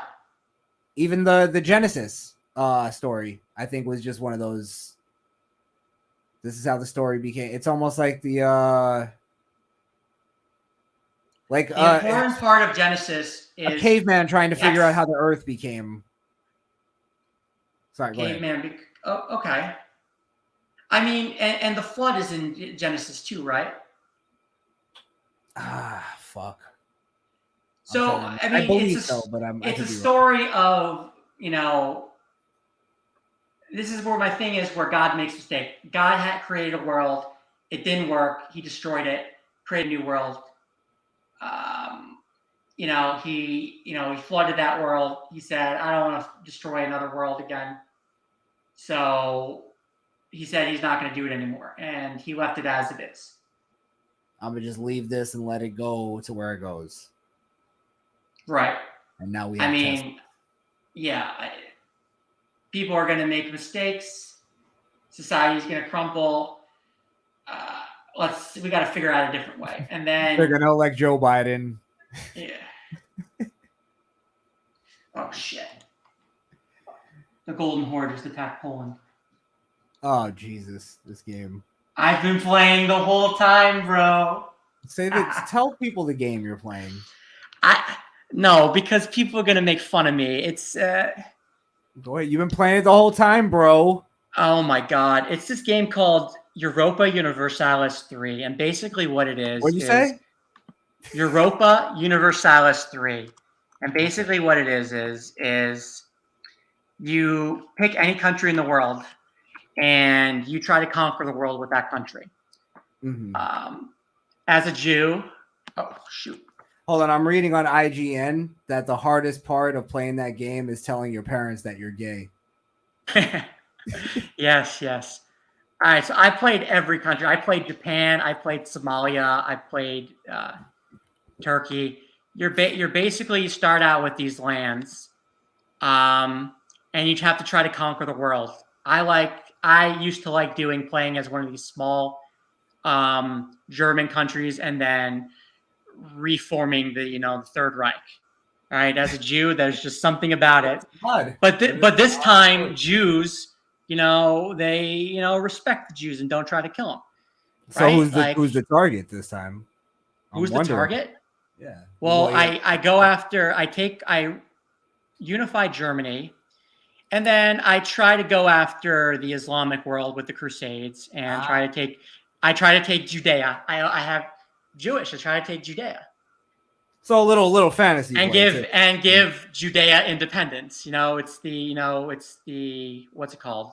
Yeah, it's called Judea in the game, right? And unfortunately, they don't have Judaism, but I give Judea its own independence because it's like that's how it should be, right? Yeah, that's how it should be. I don't know. It's just fun. It's it's a colonizing game. It's a war game, but I try to play like the Africans, and I try to colonize Europe, or I try to invade Europe. And this is why Jews have the reputation they do. Look what you do for fun. I don't know. It's just interesting. It's just to replay history, and if there's a whole economy in the game.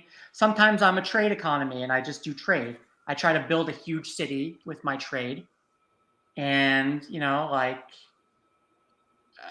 whatever, I'll put a trade center in the middle of nowhere, and I'll grow it into a town of 1 million. No, it doesn't sound bad. It sounds like a game I could possibly get into. Right. You could be republics. You can be I actually like merchant republics because I like building trade. I like being a republic, with freedoms and all. And that's usually what I try to convert countries into being a republic. And yeah, I try to play the defender. I try to free Scotland many, many times. And Ireland. I try to form Ireland and create Irish American. Irish America. Like in Ireland, though. Yeah. I mean, yeah, and I try to create the resources. I don't really go for Africa. Nothing there. It's difficult. Why? What am I going to get there? Slaves? I can just get, all the resources over there. Or I can just convert one of my enemies into, one of their provinces into a slave state. Or you could just take the Arab slaves. Yeah, whoever's attacking me. If you attack me, you might be a slave. But they're not that valuable. And then I usually do pro, abolition as soon as it's available as a policy decision. And I abolish slavery. And so you gotta work. You gotta work to abolition. Yeah, but the problem with abolishing slavery is that it makes the price of slaves go up in other countries. That could be a problem. See how that works? Yeah. So it makes those provinces the most valuable. So like England, I just try to go after those. Huh? Is that real life? Is that what happens in real life? Because if you abolish slavery, then there's less, I guess there's less demand too, but there's less supply because the European countries that have the slaves, slave colonies, outlaw it. So it just becomes like any other slaves. And not to be insensitive, but it just becomes like any other product. I think we're far past being insensitive. It's like any other product. Yeah, it's right. This is labor, cheap labor. Right. Yeah. Or basically, you have to build textile factories in order to make cotton, worth something, right? Because without textile mills, what the fuck are you going to do with cotton? I mean, if Eli Whitney hadn't invented the cotton gin, slavery wouldn't have, been prolonged as long as it was. That's why Eli Whitney is the most evil inventor of all time. He didn't know what he was doing. He was just some northerner trying to help the southern plantation owner with his crops. And now he's this infamous guy in history that prolonged the slave trade, made it economical. I thought he would have been a direct competitor to the slave trade. No, because what the cotton gin did was, I think. Let me see let's see what the cotton gin did. All right, let's see what the cotton gin. Just leave it there. What did it do? I think it. Don't forget to like, share, subscribe. Hit that notification. Is a machine that quickly and easily separates cotton fibers from their seeds, enabling much greater productivity than manual cotton separation. Right, but you still needed people to pick the cotton, right? So you've made the job much easier because you don't need as many slaves, because you just need many slaves to pick the cotton, and then you'll have the cotton gin separate the cotton, and it's much quicker. But now you might want, it might be a higher demand for cotton. Well, yeah, because the fibers are then processed into various cotton goods, such as calico, while any undamaged cotton is used largely for textiles like clothing. The separated seeds may be used to grow more cotton or to produce cottonseed oil. So it created more a higher the cotton demand for cotton picking.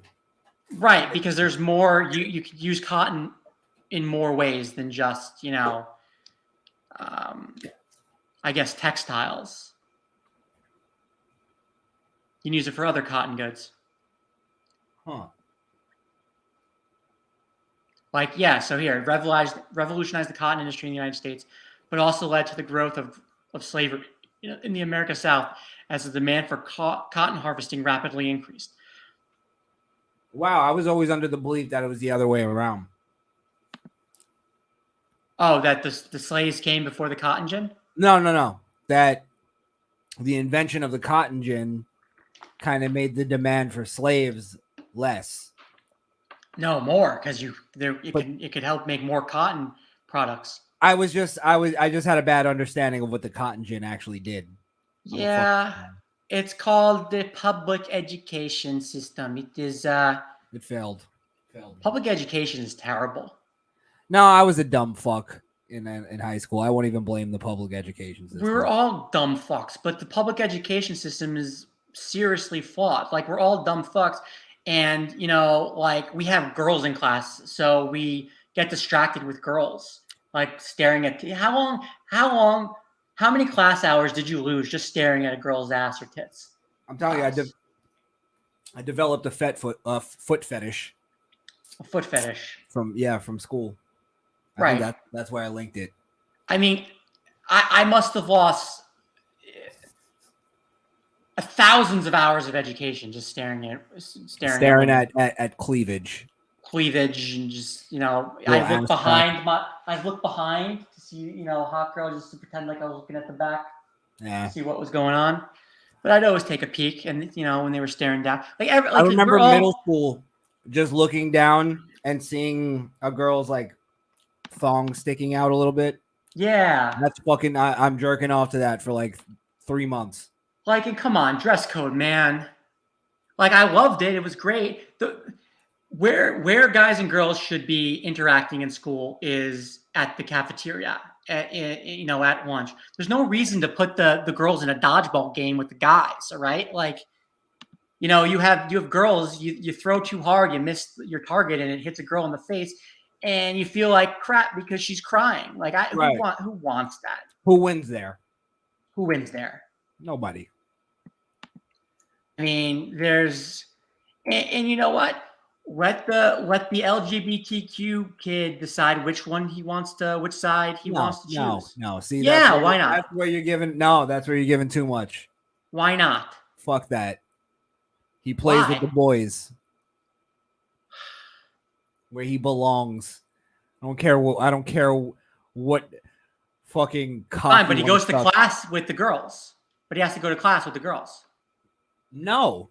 Because he's listen. What is he going to contribute to society? Hot males. No, I think gay people have higher standards. What? What higher standards? They don't check out guys? Okay, let me put Okay, it you're to you going this from way. a strictly sexual perspective. From a sexual perspective, like a gay guy is going to be distracted. Okay, But then, I'm with you on the class then, right. And why do you want but a gay not guy but not staring at you like but all not day? sports. Like, Not sports. I mean, That's where you're giving too much. a gay child would be more sensitive to the girls, wouldn't go hard at them. Are you Like, kidding me? would you think they go? Okay, fine. I Yeah, agree with gay you. dudes fight girls. You said, Wow. "Are you kidding with me?" And I was instantly convinced by your argument. Didn't take much. No, it didn't take much. I'm just trying to make Imagine it being in a equitable. courtroom and you just go, "Are you kidding me?" All right. Not guilty. And the other thing is, where are the male teachers? Why aren't there male teachers? Get more male teachers, right? Guys respond better to males than females. Like they're looking for a lot of guys are in school. They don't have a father figure at home, and they need to have one in in school. Right. And real ones, not like Flamboyant drama teacher. I guess so. I don't want to go that far, Mr. Hat. That kind of teacher. talking about I don't know, someone with some discipline. Boys need discipline. Girls need a safe space. Like girls want a safe space. They need a safe space. It is like why would you put guys and girls together if you wanted a safe space for girls? Like you're not going to get one. Like now let me ask you, are you against women in the military? No. Women in combat?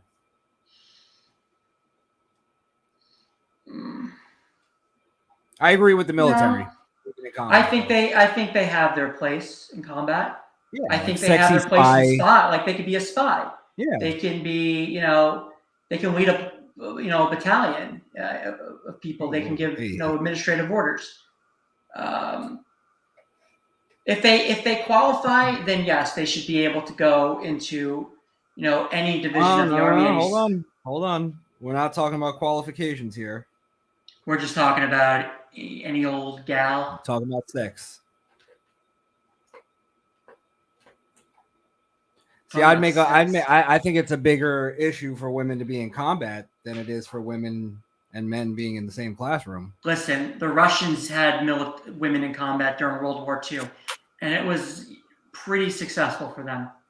So, I mean, but they were like snipers. You know what I mean?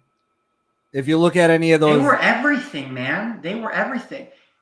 Like they did everything. It's like the ones that are decorated are usually snipers. Everyone who was decorated was a sniper. Like Enemy of the Gates is about a sniper. It's like a I guess it's a somewhat true story about like how they, sniper or a sexy spy, one of the two. I go anything they want to be, as long as they qualify for it. But sexually? Yeah, like the same argument you're making for women in the classroom and men together in the classroom. How do you feel about that in the... Dude, you're an adult at that point. You need to, like... All right. You join the Army, like, they're going to discipline you. Like, you're not even allowed to laugh. Like, I don't buy it. I don't buy that. Okay. All right. You make a fair point. I'm not sold on it, but...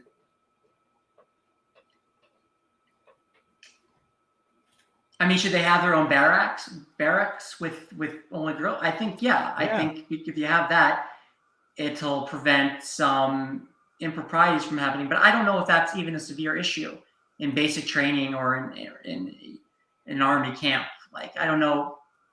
Yeah, there's always those. I mean, it's not the women's fault, but there's always these rape cases that go on.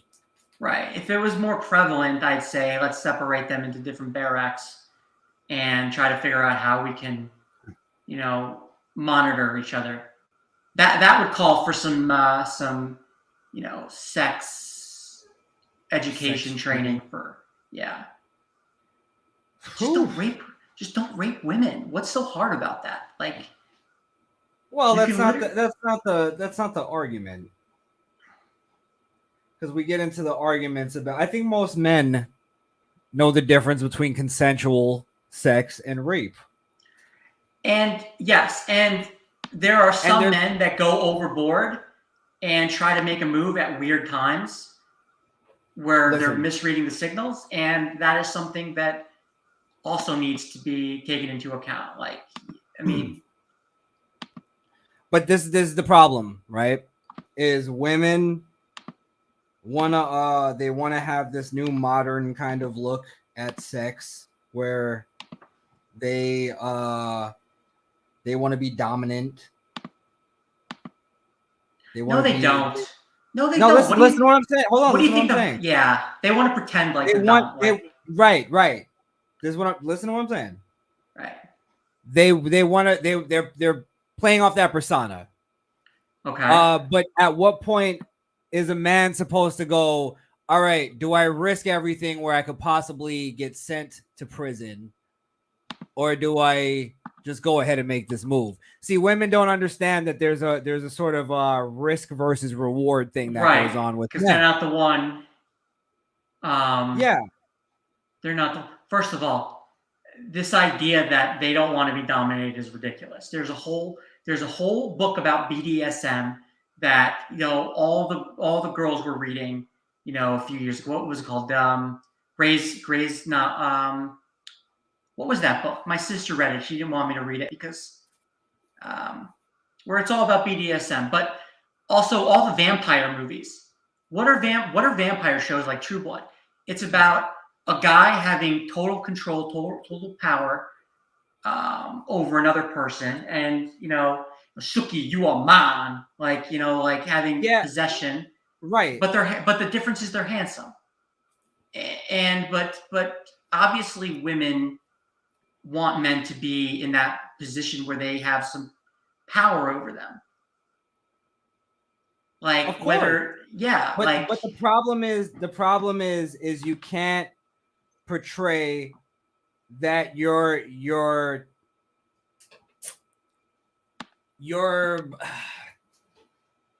you can't portray that you're not a submissive person at some point. And then, like, for instance, it's like the idea that women want men to still be, chivalrous and all that type of stuff, but they don't do anything to garner that. So they completely throw a wrench in the entire game, and then it gets to the point where, like, for instance, now the way I am, I just ask straight out, like, are you dominant, submissive? What, you know what I mean? All that shit. You know and who I I'd go like? from there, whatever her answer is. Now, go ahead. You know who I'd like on this conversation? I'd like Jay Blaze. I don't know if Jay Blaze is out there, but I'd like to get him in. I don't think Jay Blaze can talk. I texted him earlier. Really? What is he like? What's it called? Deadpool in the Wolverine movie, where's he can't talk after 12. Oh my God, he's like Anne Frank. Yeah, he sleeps in a coffin. Sleeps in a coffin, upside down. Yeah, I'd like his opinion on these vampire movies because it's like white. It's the white shit. Well, he's a married man. Yeah, so it's well, it's like the 50 Shades of Grey stuff.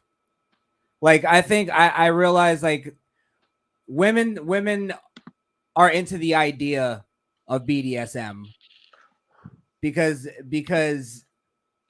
it's the dominant submissive thing, and they want to be submissive, but I think they think that they have to have all that in there because most men aren't going to take control nowadays.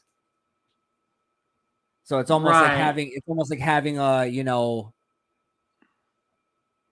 a symbol there to show, like, all right, I'm ready to be submissive now. And it's like, no, it doesn't work that way. Right. It's like they get to pick and choose when they're gonna be I guess, I mean, they do, when but they're going to be submissive. Yeah. right. And that's where dudes fuck up And they don't even and know let when they that want it. happen. They don't even Right. know when they want it like that. But I mean, there's obvious times where, like if your wife has a kid and the kids have been jumping around them all day and just bothering them, obviously she doesn't want to, get do the nasty at that point because, she's been stressed out like all day with kids and people tugging her hair, you know, like the baby might be too aggressive with the nipple. Like Well, I was just it's going to say a lot of women, once they start breastfeeding, they don't like getting their nipples sucked like in foreplay the same way. It's not seen as a sexual thing to them. right. Or they don't have feeling I anymore. can take it or leave it. I I like can a, take I I like a can good take and leave a lot of things. nipple in my mouth. I don't believe in anal.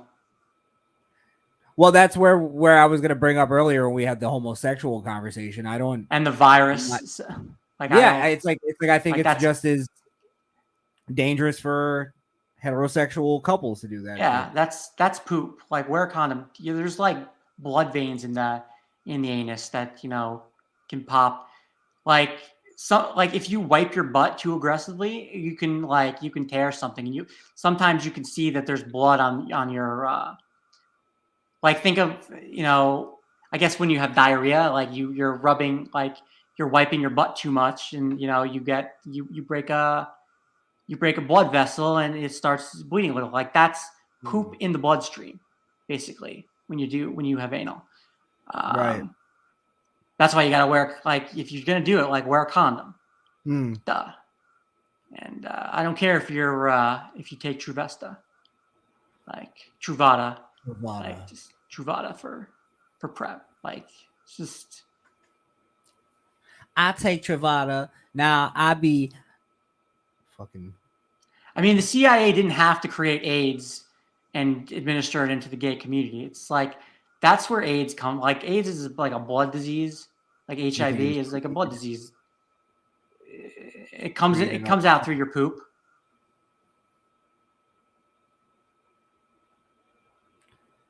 Yeah, it has to be.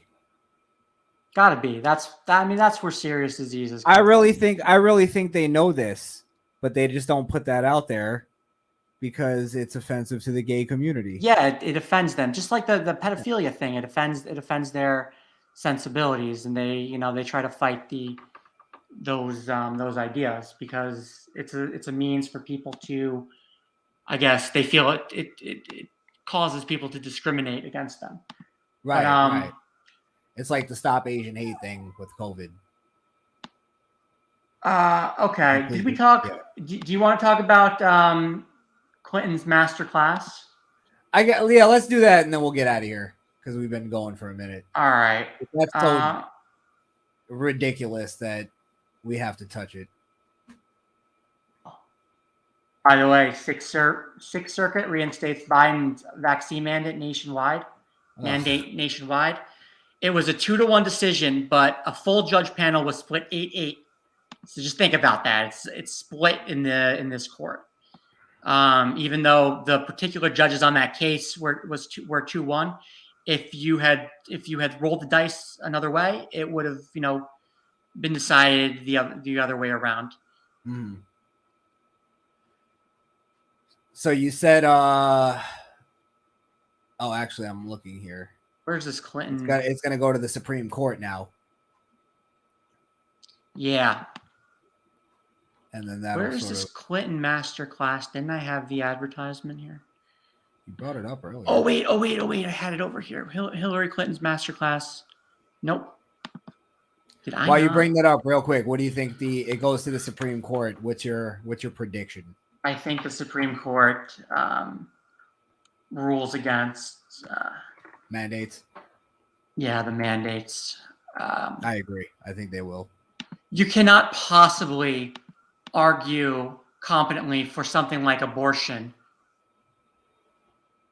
and then also argue that, like, because someone has a right over his body and the right to privacy, and then argue that someone doesn't have that same right when it comes to vaccinations. It just doesn't make any sense. I mean, like, and Well, the same, huh? I was just gonna say, don't you think we go to like that's where we get to the brink of civil war almost? Because we're all kind of waiting on that Supreme Court decision. And people aren't gonna just like, I mean, that's where people are gonna either make the choice. Like they're gonna either sacrifice their jobs or whatever they have to do. Because where do you go after the Supreme Court? I think that will create a lot of Democrat and independents who are, who, there are a lot of those types of people like that are against the mandate that are just going to, are going to join. They're gonna, I guess they'd wish they were in the insurrection, like this fake insurrection that happened earlier this year. Right. They'd probably wish it succeeded, like, because I mean, they're going to be pissed. They're obviously going to fight it as much as they can. And this is going to cause disarray in the economy, in their local and national economy. I mean, Boeing just put out a statement. And let me go to that Boeing statement.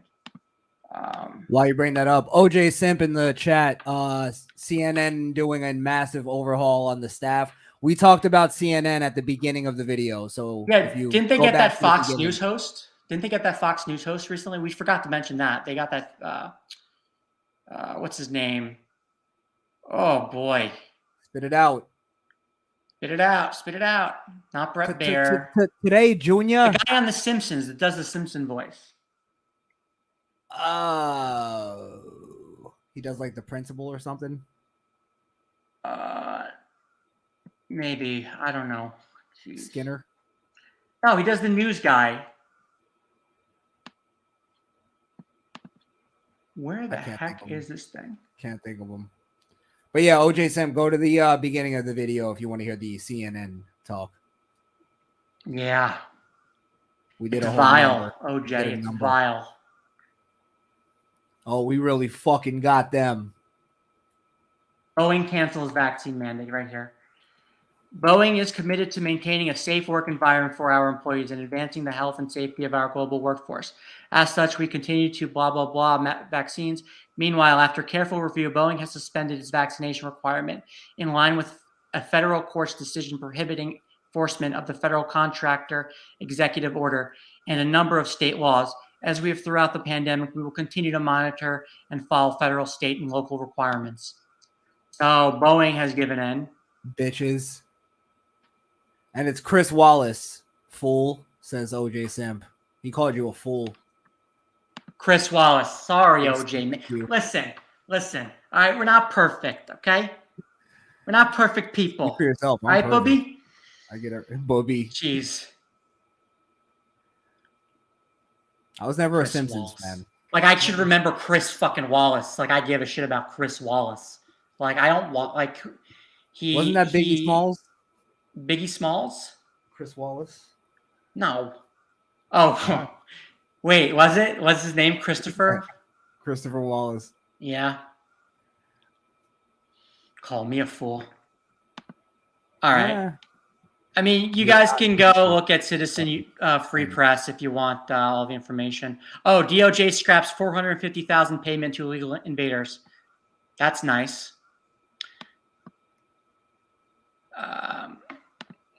Wait a second. Edit, paste. Yeah, let's go to YouTube Masterclass. All right.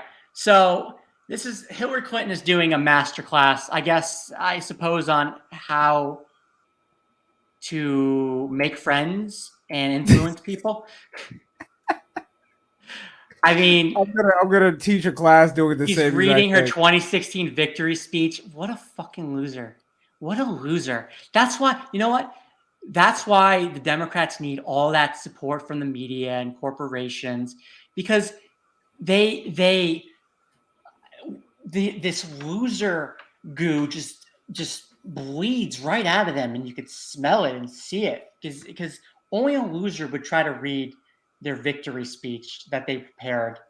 Like, who gives a shit? It's self-congratulatory horseshit. Like, I'm gonna try to make money off of my own image, I guess, of doing nothing. Go away. Nobody Nobody wants you around. It's like Lizzo teaching a nutrition class. Right. Here, let's hear some of her. I'm going to share with you what I intended to say if I had been elected in 2016. Are you hearing that? Yeah.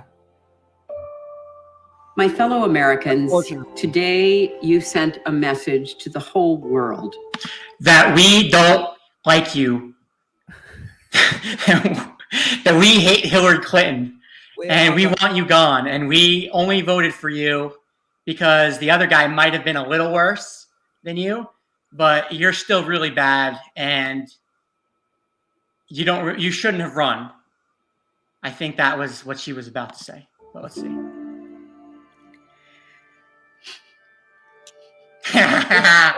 wait, hold on. Everybody they cut out the best part. I love to see Hillary Clinton and her supporters cry.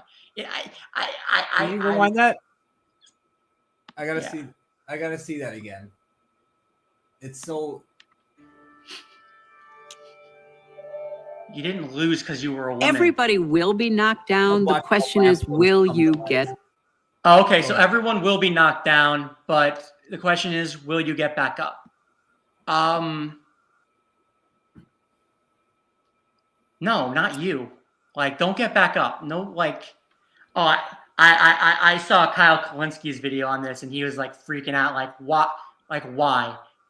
Like, people think she's electable. Like, she proved in 2016 she's not electable. Like, Kyle's a lefty, right? Yeah, Kyle Kalinski's a lefty. I mean, he like, I don't know. Like, he realizes that, she's a problem. Back up.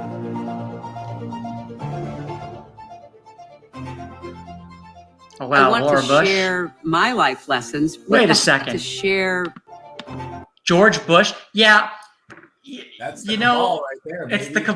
It's George. If you have George Bush on your team, you're a piece of shit. Like, you're the worst. Like, George Bush, you're gonna put, like, that guy killed millions over nothing. He invaded Iraq for no reason. Why are they? What are these people together for? What are they doing this for? The good fellas fucking open. Because they're still trying to influence politics. They're still trying to, I don't know. I mean, I know George Bush is there because he's trying to, what's it called? Fuck. His image was damaged, so he's trying to build it back up again. God, why can't I find the words, man? So that's why all the media, he's doing media tours where, they're trying to, praise him for certain things. He's going out with Clinton, trying to do initiatives because he wants to rebuild his image among the American public. But everybody knows he's garbage. He's an idiot that got fooled by Dick Cheney. Well, partially that's what the Democrats are doing too, though, because I think they realized with a lot of what's the McCullough election, Terry McAuliffe, in Virginia, like I think they're realizing that their political power is starting to die out. Because people are starting to hate them. I disagree with you guys. I don't think because some people in the chat or OJ was saying that Hillary's going to run. I don't think she's going to. I had that thought too, OJ. I think because who else can run? I'm telling you, it's got to be the new generation of politics for the Democrats.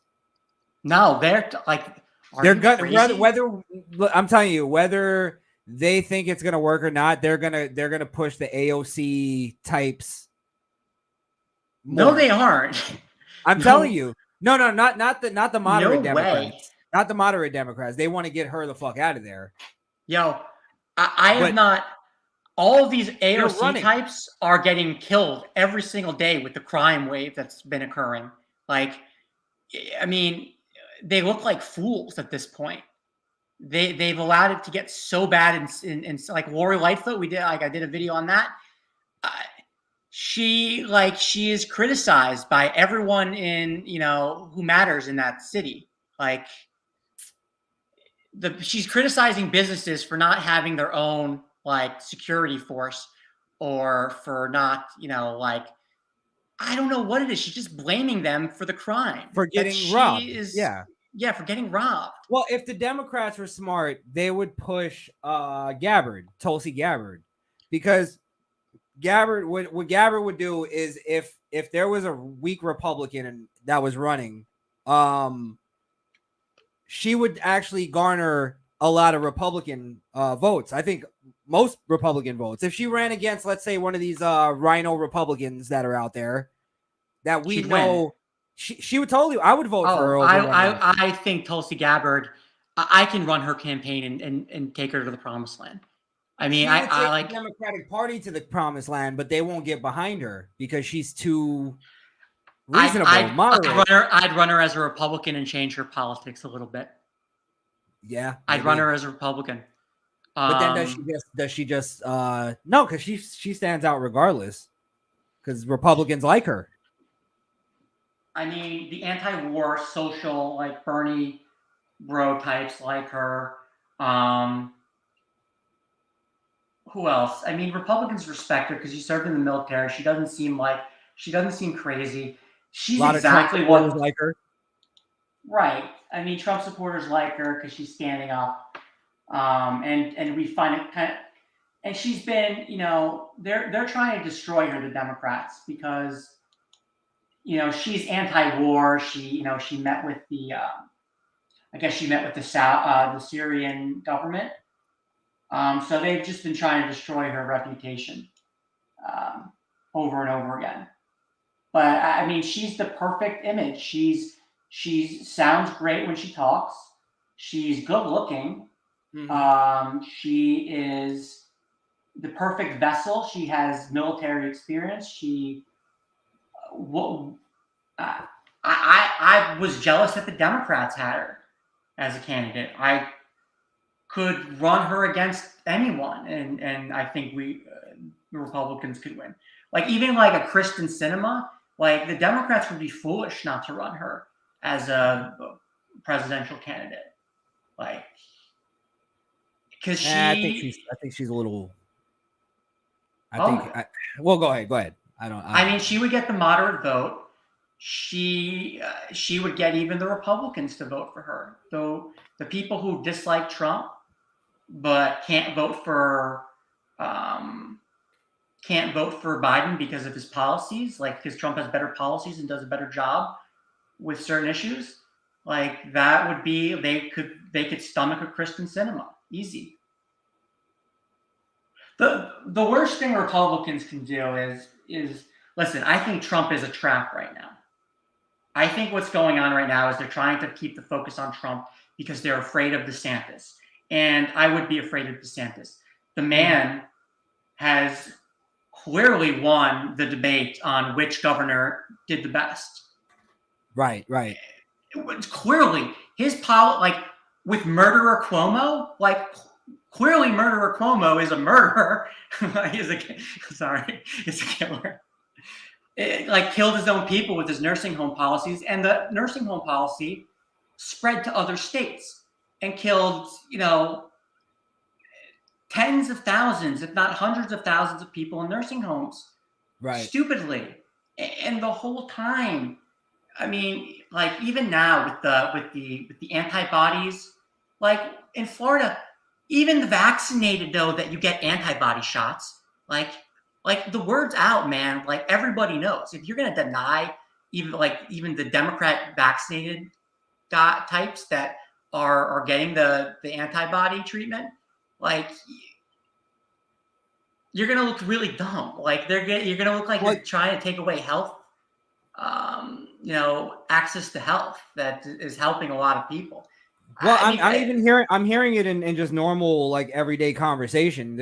DeSantis is getting a lot more support from people that I know hated him at the beginning.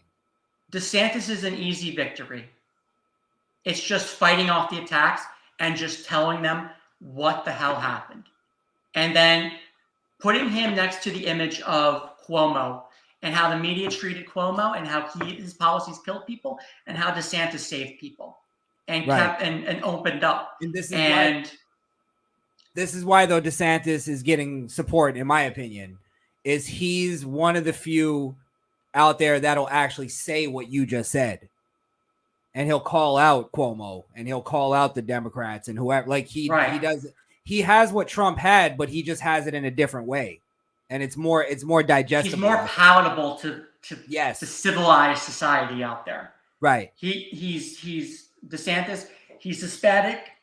I mean, the Democrats are having a huge problem with Hispanics. Huge. Because one, they suck on, like, clearly their immigration policy is a disaster. Right. Like, and it affects people who immigrated here legally more, and Black communities more. Right. And Hispanics want to work. They were the only ones working during the shutdown here. Like, Hispanics, not just the rich Cubans and, the South Americans, but also the browner ones, the beaners, they see that the policies are better with DeSantis, because what are they going to do? They're going to not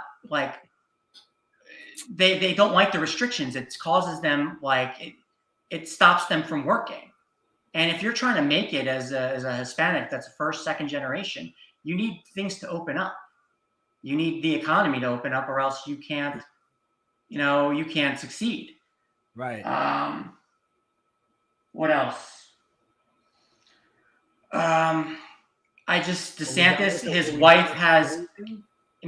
his wife just had cancer, and I think people would really admire her as a first lady, and admire, his, what he or sympathize with him and what his family's going through. I don't know. DeSantis he's the crown jewel of the Republican Party right now. It would be idiotic not to select him. Trump can be governor of Florida. Let Trump be governor. Florida is easy. It's not a hard state to govern. You can, you just give him Florida. Give him Florida. Let him keep that up. He'll be like the Wizard of Oz of Florida. He's the great and powerful Oz of Florida. People like Trump in Florida. People would vote for him.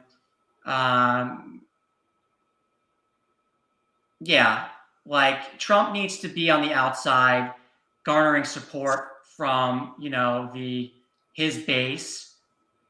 And the best thing that could happen is if they try to put Trump in prison, and we run. If they tried to prosecute him.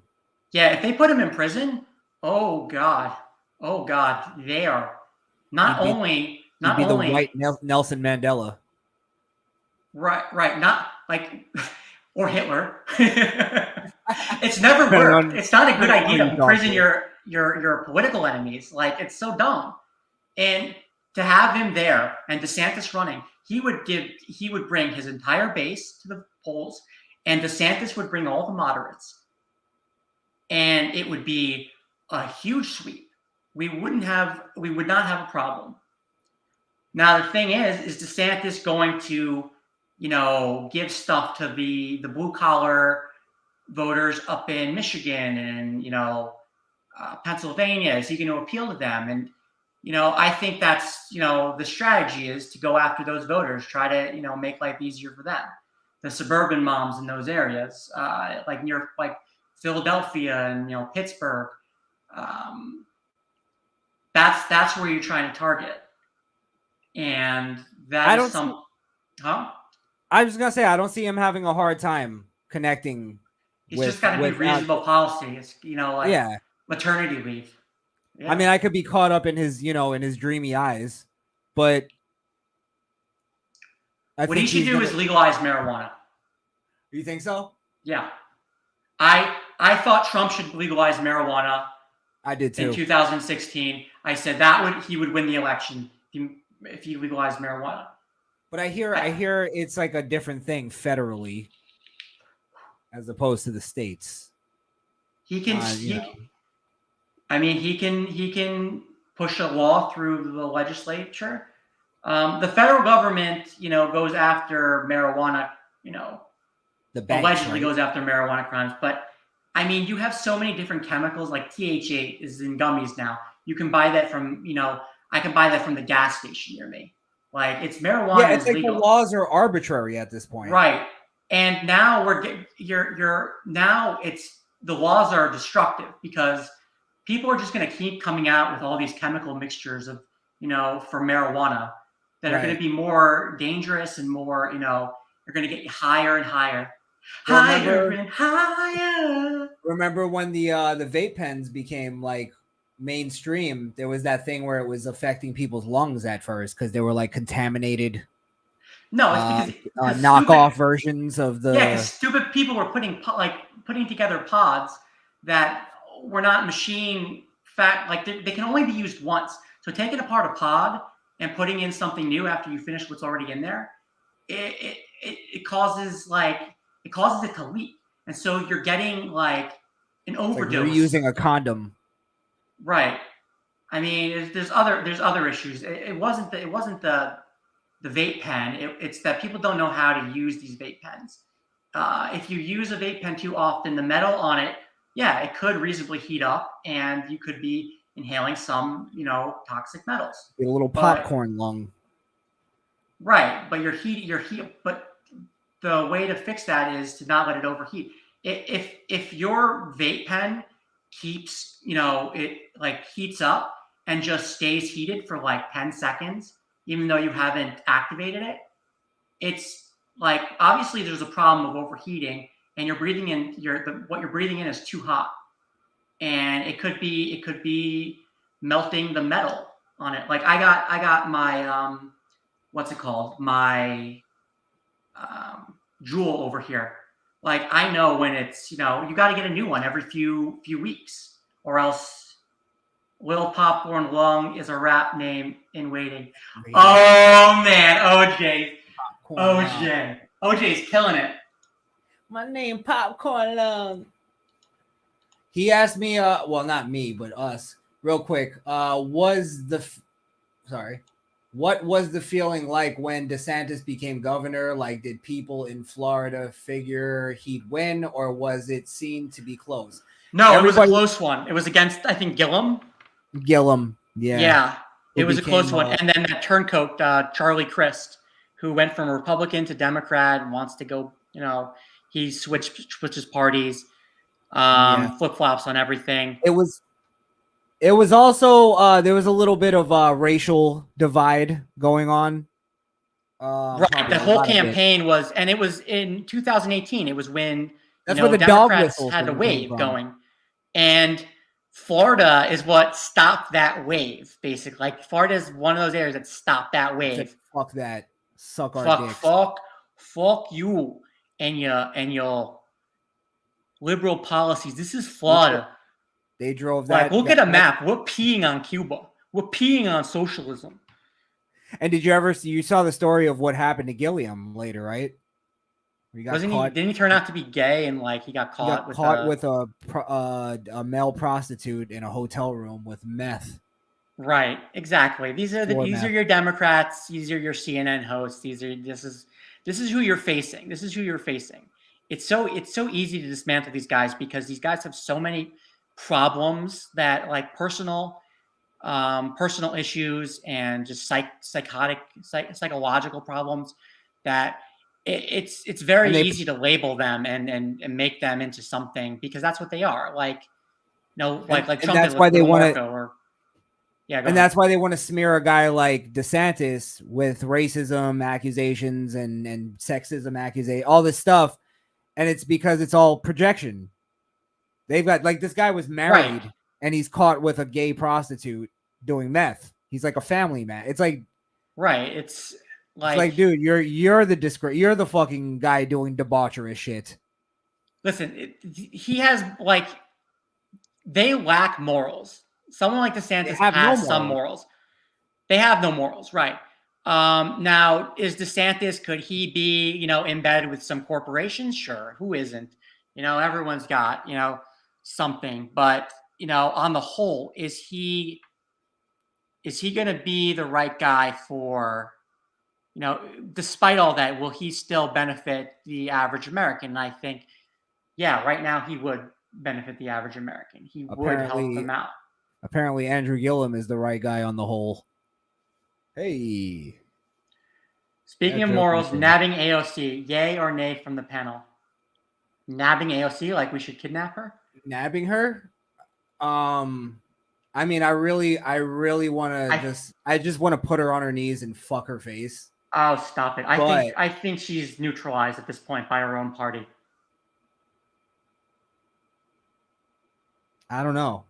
I think she has the ability to garner. Well, she gets made fun of a lot on the internet now.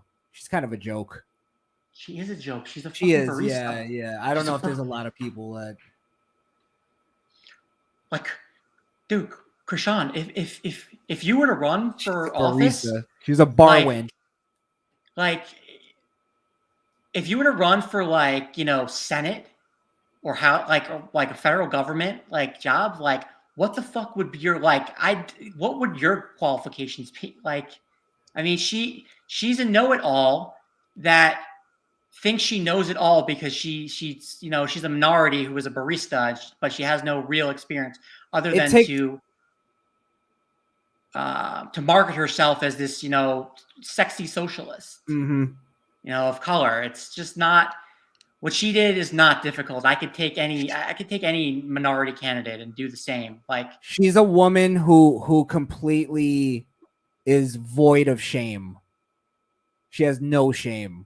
She'll do anything to further her political agenda and career. She says she doesn't believe in facts or truth. Right. Right. And it's that's the number one indicator of whether you have morals or not. If you don't believe in truth, you have no morals. Well, I think if you're in politics and you're not basing your career off of your policy and your ideas, then you have no morals. What are your morals in politics? Otherwise, I mean, what are you there for? She has no idea why she's there. The only reason why she's there is to be a social sensation. I guess. I mean, what fucking tits? She's probably sucking somebody off. She's got to be. Well, Kamala Harris, we know, was blew her way to the top. Again, she sucked the right dick though. That's the hard part. She did. I don't know. I think Blaze is right. Jew. Oh, you think she's yeah? I think blowing off one of the tribe. I think some Jew took control of her profile and said, "I can make you congressman," and did it. I think. Wait a second. Am I just making this up? Let me look. And Blaze, you're right. We are being AOC, a little hard on her. She was attacked on January 6th. She yeah, thought she was going to be raped. She thought she was going to be raped, so she was going to be raped. And that's just the same. Again, that weird fantasy thing that's going on in her head. Yeah, I think she's dating a Jewish guy. Really?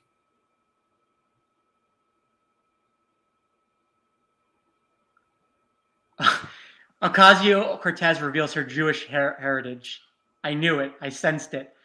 The Progressive Democrats said that generations ago her family consists of Sephardic Jews. Oh, so now she's Jewish.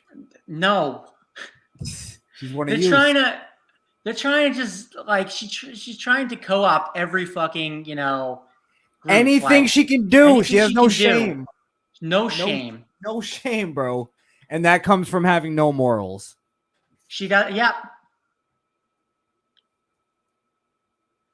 all but silent partner to the Democrat. Yeah, she met Riley Roberts, who was a boyfriend. The all but silent partner to the Democrat congressional darling. Roberts set the political rumor mill buzzing twice in the last 2 weeks. Yeah. Oh, yeah. Look at this dude. I guess we're done with Hillary Clinton. You know, she's pathetic. We all knew that. Oh, we're done with that? Does she keep Yeah, I going? think so. Should we? That I mean, that George Bush, took a lot out like, of me. Really? Here, one second. Let me show you the boyfriend real quick, and we'll come back. I want to see those fucking tits. Look at this guy. Look at those lashes. I wish I had lashes like that. See those lashes? Oh, my God. You fucking dating this guy? Jesus. Gorgeous.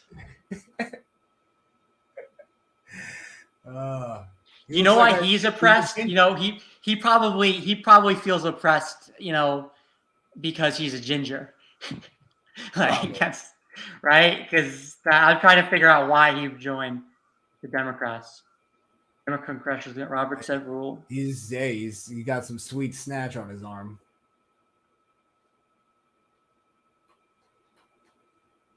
Launch her bid. Yeah, he's branding her. Campaign paying brand new congressional LLC.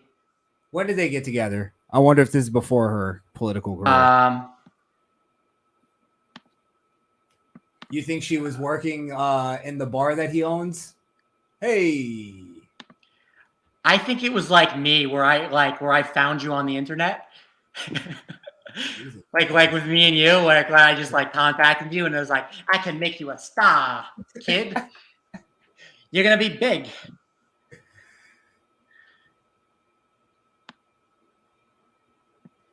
Yeah, I think that's what happened. Scottsdale in 2008. Son of a real estate agent. He graduated from top-ranked Chaparral, Scottsdale in 2008 after winning statewide honors in public forum debate. Yeah, this guy has been around before even AOC. So he met AOC at a chat session hosted by a college dean in true nerdy fashion. Yeah, he earned degrees in sociology and finance. Flash some hundies. And heard. No, he just said he just started managing her. Yeah, and he was like, "Hey, websites for small business." He also did marketing for HomeBinder, an online home management web service. Hold on. Yeah, this is what I used to do like a while back, but I was just the project lead, and I had a bunch of different people who could make websites, do like Google optimization, write code, and everything, do the photography. But I was just the project lead, and I had just the degrees. So he basically just built her career and was like, "You're gonna be the minority." Yeah, he just made all the decisions and pointed, you know, built her staff up and, you know, made them work on projects that would help her succeed. I mean, clearly, this guy is, you know, social media. Like, this is what I used to do. For like right after school, I you know, when I got my degree, I did this for a while because as a first job, because I wanted to get into technology, and I was just doing branding for, you know, businesses, social media for businesses, campaigns. I think we even did an election overseas. We influenced the election of another country. I mean, yeah, that's like. There's no way she's too dumb to have done it by herself. You know, like. Yeah. She just. All right, let's watch like 30 more seconds of this. See if we can get through it. All right, 1 second. I want to share my life lessons with the hope I can park a truck between the gap of Condoleezza Rice's front teeth. That it might help you as you navigate your own life. I made so many gaffes and mistakes. Speaking of gaps, I could land a plane between the gap in Condoleezza Rice's front two teeth. There are steps you can take to build confidence in yourself, to begin to trust yourself about the decisions you will make. First, you got to realize that everyone's going to let you down in life. Your husband's going to sleep around. and then you'll become cold inside. You got to let that little dark. You may marry a predator one day.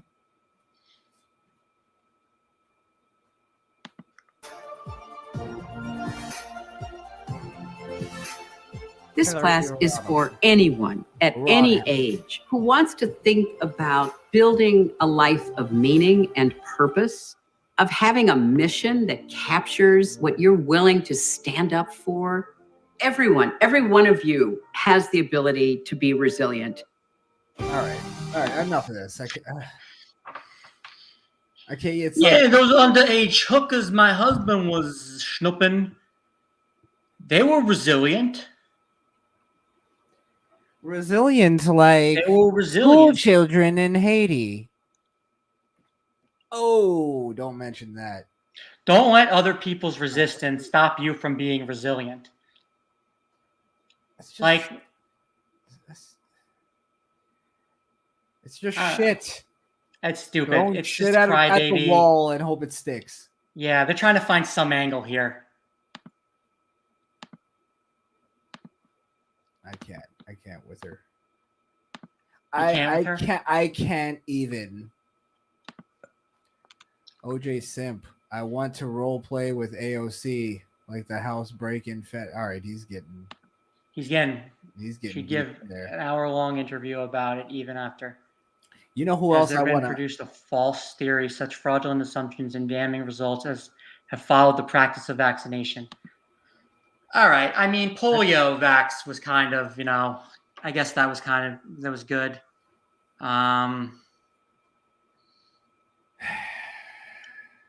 are you against all vaccines? No. No, right? Like you can't be against just. But this one is just you can't. Is that what she's saying, Gloria Miller? Yeah, never in history of medicine has there been produced so false a theory, such fraudulent assumptions and damning results as have followed the practice of vaccinations. Yeah, I agree with that because look at what I was saying about how I recover from illness. I mean, you lose that. You lose that those therapeutic strategies when you just assume that a vaccine will is a bulletproof I guess remedy to the situation. It's not. It's I don't know. Yeah. Like the whole thing with like the vitamin D, like black people didn't know what to use vitamin D. Like, how could you not? How could you not? I mean, I don't know. Lack of knowledge, man. Lack of knowledge. I think doctors probably thought about saying it, but were too afraid of BLM to mention it to patients that, hey, you got to take vitamin C, like more so than, like other like white people, because your skin does not allow like vitamin D to enter your body. I think like your skin prevents it from absorbing or whatever. Not all black people, but I think there's a lot of black people out there that believe that they have superpower melanin. Oh, right. That's completely resilient to Earth and the sun. Oh my God, we need to stop that shit. I know. Like that needs to stop. It almost killed them during COVID. The black dudes, the black nationalist dudes and superiority, like stop already. Stop. Just stop. Like, yeah. It's just ridiculous. It's black supremacy. That's what it is. It's like, oh, we invented the pyramids. You know why I don't believe you invented the pyramids? You know why I don't believe you invented the pyramids? It was the Anunnaki. Go ahead. Like I don't believe it because I see Asians in their society and they've always been up there with everybody else. Like before white people took over the world, it was Asians. And like they probably invented it. Like I see what they have in their country and what they've built and even Southeast Asia. And I think to myself, yeah, it was probably the Asians. And then, white people came along and the Asians went away. And then the white people moved out, and like Arabic people, and then the Nubian people, and then the black people came in, and then just like from there, like yeah, that's my theory. I mean, you think you like no one should ever think they're the superior race ever. Yeah, But to go through all this time, like the history that's just happened, like the last 400, 500 years, and to come out thinking you're the superior race, like, well, it's not. It's obviously not based on race. It's based on culture, which is why there's some white cultures that are. No, but with a super melanin thing, like, yeah, I mean, there's white cultures, there's Asian cultures. China thinks they're the superior race too, or superior culture. But like, you think you have the superior melanin? What's going to happen when there's a volcano that blocks out the sun for, I don't know, a few years, like what happened in the like in past history? Then you're going to get infected. You're going to have more. You're more likely to get infections over time, and then it's going to be a disadvantage. Like, there's advantages and disadvantages to skin color. All right, like. It just so happens that white skin absorbs vitamin D, but it also burns more often. You should see some of the Hicks in Daytona Beach at the hotels sitting by the pool. Their skin is like leather. It's like peeling off, and it's like they've got skin cancer, and like they don't wear sunblock and shit, and like they're like a black skin can go. Someone who's black might be able to do that for a few hours, but white people, no, we don't have that. We don't have that in our arsenal. We get sunburned. Right. I don't know. All right. I guess we'll start getting out of here. Yeah. We should end with the message of no, don't end all racism, end all this superiority talk. I mean, you guys have it all wrong. It's the Jews, obviously, who are the superior race, and that's where we should end it. Clearly. I mean, we invented everything. Look at your iPhone. Look at your computer. You liking all that stuff? You're welcome. We did that. And I say we like I invented it, but no, I didn't invent it. But we, our group of, All right, we're the cabal. You guys we're really the cabal. A lot of shit. I wanted to smash on that. But... Is it amazing? Oh, we never did black inventions. Black inventions are cool. Like we thought we were gonna. We were wrong to laugh at the beginning, but it was great. They have some good inventions. They have some really good inventions. Peanut butter. No, that's not the good one. Come on, peanut butter. The stoplight. The super soaker. I mean, the super soaker. Yes. When you're working in the cotton fields all day, of course you're going to invent something like the super soaker to keep everyone cool and wet. The hot sun. Of course. They invented the nene. The nene? The whip nene. They invented that Superman, that hoe. Yes. What was the other? Okay. We'll get into black inventions another time. Let's okay. Here, last question. We talked about it. Who's your left wing female that you want to fuck? Or I'll make it clean. Who's your left wing? Who could you fall in love with? Tulsi Gabbard. I got two. Tulsi She's not really left wing. We're talking Kristen Sinema. That's not really. We're talking like you hate her, but you want to. Kristen Sinema's hot with those glasses, man. You want to pound her out. I want to pound her. I want her to be wearing those glasses too. Better be. I'll give you mine. Over AOC, Anna Kasparian from the Young Turks. Oh God, you should have seen her before the nose job. Oof. Oh wait a second, I want to just pound that miserable bitch until she's happy. I don't know. I don't think she'd like it.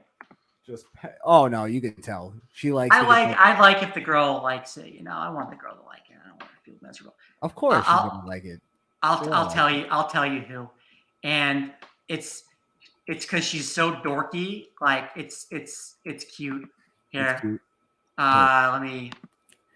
That's what I get from AOC, by the way. The Michigan governor here. I'll show you real quick. The one that got Look at her. Oh my God. nah. She's got She looks milk like China. all over her. I mean, if she wasn't such a horrible governor, she'd be president material. She looks like Okay, China. there's a couple pictures that she's nah. I mean, you got to also realize that she's old too. She's like in her 40s or 50s. I mean, you What does wouldn't she you look like? wouldn't go for this. Probably in real life she looks good. All right, you see Look at that one? this. Yeah, Look at this. I was just about to tell you to click that one. Yes. Yeah. Like she's ready for a cum shot. Got the leather jacket here, so you know she's like Tilt bound. your head back a little bit. There you go. Oh, this is bad. Camera puts up like 30 pounds. The ABC camera apparently. What was she? In some pictures she looks like Bruce Jenner. I should have said Caitlyn. Would have been Yeah, fun. but in person, she's probably like, brown-eyed girl. Pull up Anna Kasparian. Oh, come on. We've seen enough of Anna Kasparian. I haven't. You know the difference? Because I don't believe that the Michigan governor is dumb, but Anna Kasparian is just too dumb. Like, I don't even want to smash her. Exactly. Look at that. Oh my God. Delicious. It'd be like having sex with a child. Like, she's just too dumb. I can't. I would pound her into conservatism. Nah, you turn into a leftist. She'd get you. She would change it. I think she'd get you. Nah. What's your Anna Kasparian nose job?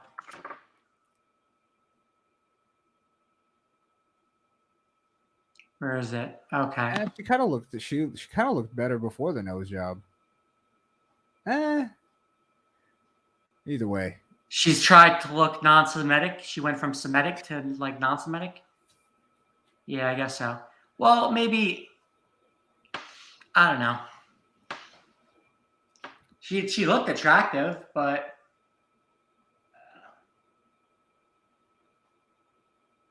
okay, whatever. We're talking about attractiveness. She is attractive, but she's a good-looking woman. Come on. Yeah. She's a dumb broad. Extremely dumb broad.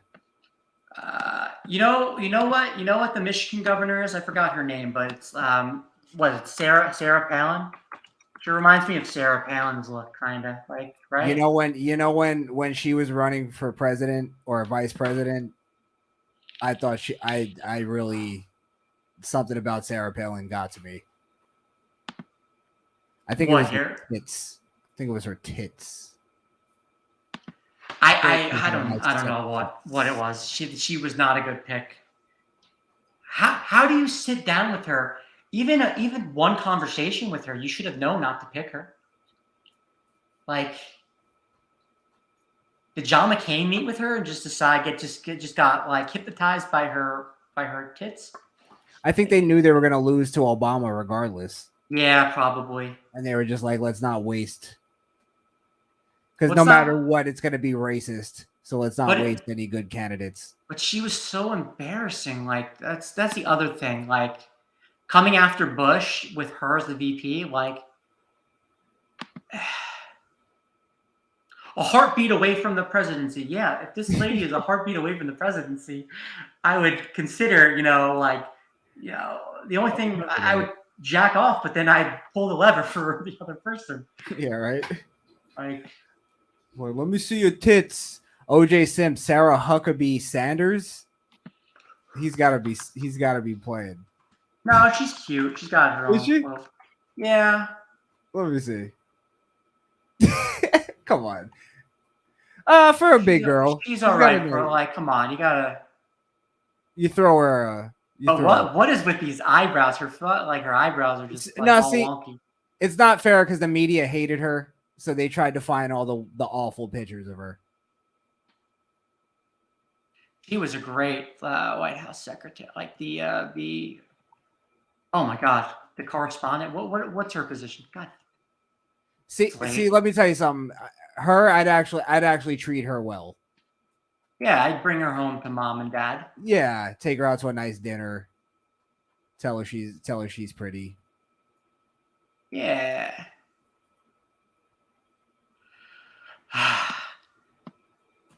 I mean, she's no Lori Lightfoot. I mean, would I like on scales of ugliness? Lori Lightfoot is just the ghoul. Lori Lightfoot for me. She's like the worst. Like, I just want to stroke that beautiful gray, the gray Brillo pad on her head. I can't like, and she's so weird. She wears clothes that are too baggy, and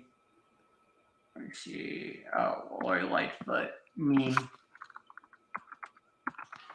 Look at this lady. Oh. Oh Yeah, she does look like Beetlejuice. Like he's just a walking corpse. Horrendous.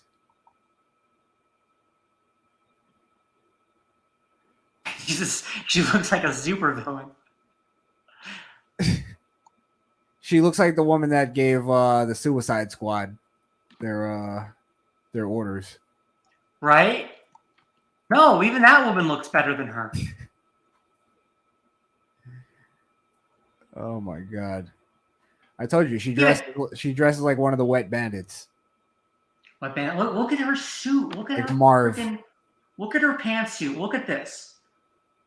Like, has she never been to a tailor before? Like, you can have the guys roll them up for you, so you don't look homeless. She looks like she has like a SWAT uniform underneath. A SWAT uniform? Yeah, like it's like bulky for some reason. Because she's not a fat woman, is she? I mean, she's just, she's like lesbian kind of, like roller rink lesbian. You know that roller, like rugby. She's like a rugby lesbian kind of. Like a roller derby? Roller derby. She plays roller derby. Yeah. Flag football body. Yeah. Like, I bet you she was the girl that kicked really far in kickball in school. Oh yeah. I went out with a girl who became who switched teams, became homosexual, and she has all these pictures of like her playing rugby, and she just looks like manly, but to me, because I know I know her, like all she looks like to me is just she still looks like a girl, just because it's just like I just seen her too many positions where she's too small, and she's like you can't trick me. Can't trick me anymore. I know who you are. Yeah, she's a piece of garbage. Just be like her. I don't think. Look at that face. It's like she doesn't. I don't think she cares about her job. It's like, let me just talk. Yo, these like black Democrats. I mean, even that lady in New Orleans. Like, you guys need to fucking get those guys need to get some sense. They need to realize that those Democrat primaries, they need to vote in those too and vote for normal people. Like, this is insane. This is who represents you. She doesn't even care about you.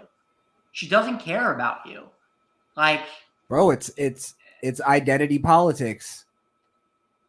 I think it's as simple as that. It's there's people in certain areas of the country, black people, that are opening their eyes. I think Florida is a good example because you can actually speak freely in Florida for the most part. Yeah. But yeah, these other cities, they're still following. Oh, it's a black woman in charge, so she's gonna take care of us eventually. And if she doesn't, it's because the white man is stopping her. It's stopping us. I know, but I'm just saying. I'm telling black people out there, like, they're gonna have another crimes bill. They're gonna create another crimes bill for you guys. Yeah. Because of people like this. Like, she is literally killing more black people than the police in all their years. Like all the years of Chicago, like racism and black, cops shooting black people. Like she is gonna single-handedly kill more. Like I think she's killing more black people than slave drivers did. No, come on. You see, slave drivers. You No, have to let me go tell you so why. unreasonable there. No, why not? Slave drivers had a More than reason to slave keep drivers? slaves. They had a reason to keep slaves alive. Why would they kill off their slaves? Insubordination, All right. running away. How many do you think that was? Huh? How many do you think that was? A lot. It couldn't have been a lot. Yeah, it was a lot. Because they would have realized they were outnumbered, and they could have all done that. It wasn't that. Not if you set an example by killing one. Right. So you only had to kill one. Slaves. You only had to kill one. Yeah, but then you have to think about other plantations, and then after a while, another slave tries to get away, or except there's every weekend there's 132 people getting killed in fucking Chicago. I guarantee you the numbers don't add up. The number of deaths in Chicago this year will be 850. Which is the highest since the 90s. I was being hyperbolic, but it's the outskirts too. It's like in the 1500. Like if you consider the outskirts of Chicago as well. That's a pointless debate. Regardless, we're in agreement that she's causing the death of a lot of black people. Also, a lot of law-abiding citizens that are black people. And do you want to? If there's any sign that the world is coming to an end here, apocalypse is coming. There's this Space Warlord Organ Trading Simulator. This is a game. This is a game about trading organs. You can trade organs, and this is just digital organs, right? These are. Well, I mean, the game is digital. But it's a game. But you're taught to sell organs. Like you sell some good lungs. Yeah, look at these lungs, perfect lungs. You sell them to someone who needs them. Now, in the clip clop. What to look for? It teaches you about economics and stuff, but I don't think this is the right way. I mean, this is I think this teaches you how to operate in criminal markets, pedophilia and drugs, not even drugs, people. Yeah. And it's such a normalizing thing. I would assume. No, did you watch the Squid Games? Kids playing this? Huh? Are kids playing this stuff? I mean, kids can, I know they can get buy it. Yeah, they can get it. I think some kids are playing this. I'm trying to see if it would appeal to kids, though. Because you could make the argument that this is made for adults. It's a video game made for adults. There's probably a warning. But I think where you're going with it has to be that the fact that this is an idea of a game. This is an idea of a game that they thought would do well and is doing okay. What about those? There's games like those simulation games get a little weird because there's one that's there's farming simulator, there's tractor simulator, there's one that's you clean up crime scenes. There's goat simulator where you're just a goat just jumping into stuff, traffic and shit. I don't know. Look at GTA. GTA? It's the Lori Lightfoot simulator. Yeah, but it wasn't this on the GTA. Wasn't this on the nose? I mean, you were part of the gang. You were like a mafia. This is sick shit. And even if that was in a GTA game, you have a character there to kind of play the feeling of a person. Right. There's still Where it's humanity to it, like where there's a story there where you're loyal to your friends, your gang members, and then there's disloyalty. People are disloyal to you, and you do jobs for people because you owe them. Like there's some morality in crime. But like there's like criminals aren't always immoral or amoral people. Like There's a gray area sometimes. I'm all about the gray area. Like Al Capone had a special spot for disabled people because his son suffered from polio and was disabled from that and died early. So he gave to like charities and stuff and had and was nice to people who were disabled for that reason because it's like it hit them and like there's morals to people, like even in gangs there's morals, like even in The Sopranos. Oh, Jesus. Vito can't come to our social clubs no more.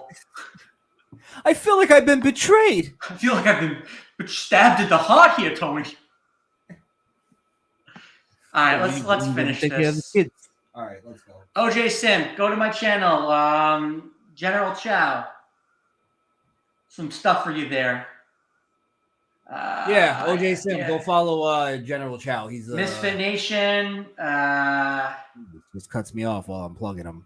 See, fucking unprofessional son of a bitch. I'm doing a show with here. Yes, we understand. You have a massive penis. We should all respect you. Okay. Did you hear it hit the ground just now? Yeah, I heard it. Your mic sucks. Gotta heard it hit the ground. OJ, I would sell a kidney for $250K. Good money.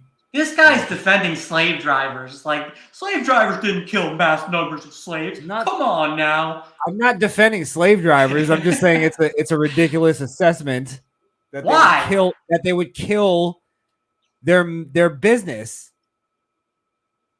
It's stupid. Yeah.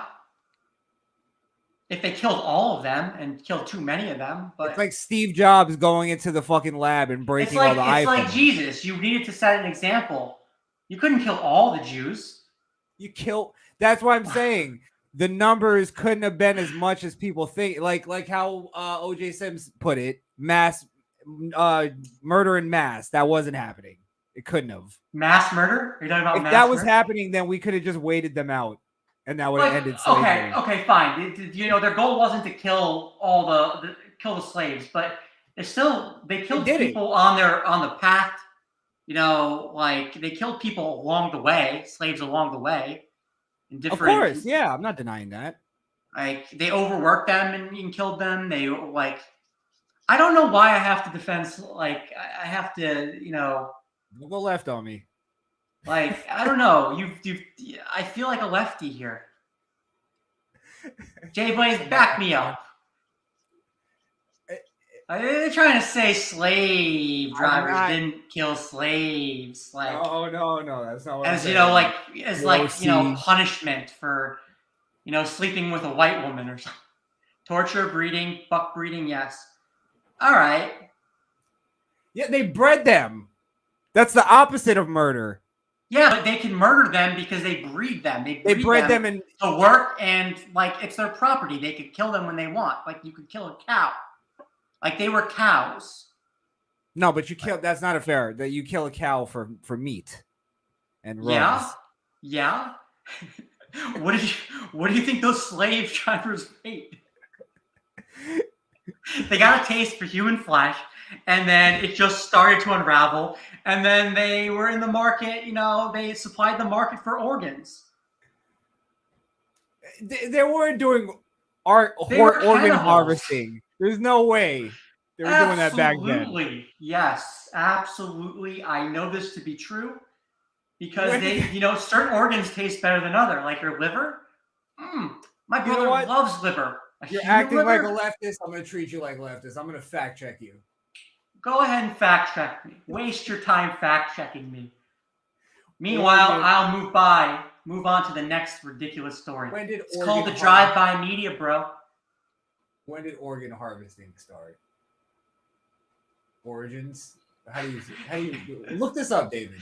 It's probably started like in the Mayans and the what's it called? The Aztecs were harvesting organs for rituals. 1954, the kidney was the first human organ to be transplanted successfully. That's transplanting. I'm talking about harvesting. Okay. Organ harvesting has had a long and glorified no. And don't bring up fucking Mexican rituals. Aztecs are like As harvesting. That's not harvesting. That's harvesting organs for rituals, for religious rituals. Cutting out a heart to pray to the fucking sky gods doesn't count as harvesting. Is a heart an organ? We're transplanting is closer to what we're talking about when we're talking about harvesting organs, all right? We're not talking about transplanting. For what would slave drivers harvest organs for? Food. For weirdos who like to eat like organs. Now you're making me defend slave drivers. I don't think they were cannibals. Good. Good work, man. Good work. Yeah. I think, listen, man, if I was in charge of a debate team, I'd have the black kids defend the merits of slavery and the white kids defend. I don't know. I feel like maybe that would be too traumatizing. I caught you. I caught you late, but I caught you. What? That you flipped it on me. Of course I flipped it on you. The merits of slavery. Plenty of organs. Wow. Plenty of organs. I've never heard that one before. That threw me off. Good one. Yeah, bro. Good job. Hey, you got the dong. All right? I got you. The dong. You got the dong. You heard it hit the floor. It's shriveling back up. We need a dong sound effect. Yeah, I gotta get sound effects for this. But we gotta get a different soundboard. Why is Jay Blaze still up? What the hell is he doing up right now? Is he massaging his wife's foot? Oh. Is that what you do? Are you shaving your chest for the beach season? You know what they say. Beach body is made in the winter. Yeah. What are you doing? You oiling her like a Greek goddess? Feeding her grapes. Let me shine you up there while you sleep. Well, thank you, Jay Blaze. Thank you, OJ Simp. What's who else was in here? Yeah, Gloria thanks Miller. for hanging with us. Gloria Miller. Blaze was streaming too. Oh, cool. We should have had him in there while he was streaming. We should figure out how to connect all that. I'm trying to. Yeah, we could bring you in, Jay Blaze. We figured it out. All we got to do is send you a you just need a microphone at your place, like, even an Xbox microphone. Yeah, but then he has to talk to his gamer buddies. Does he need his own microphone? I don't know. I'll have to talk to him because I can get him one for $5. You can get more.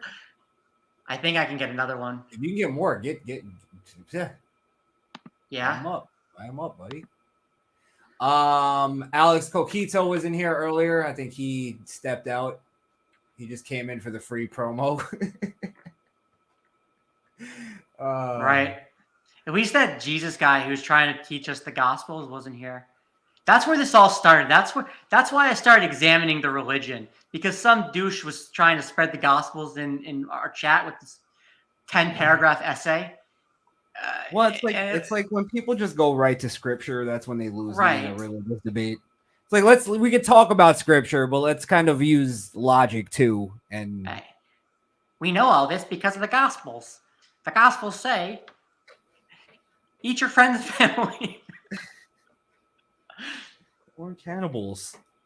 Why is everybody cannibals?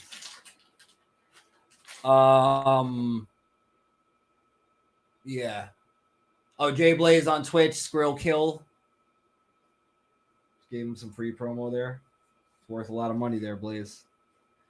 Yeah, Jay Blaze. And any parting words? Yeah, dude, I created the Silk Road in Europa Universalis 3, man. I finally did it. I finally took out the golden Muslim hordes. I finally got to the Pacific. And Poland, I made Poland great again. You made Poland great. When was it ever great? Was it great? When Sobieski charged at the Muslim hordes that tried to take Austria, Got you. Vienna, Austria. General Sobieski. He went up the heights. The what's it called? Oh my God. Yeah, whatever. But then didn't they kind of roll over for that Hitler fella?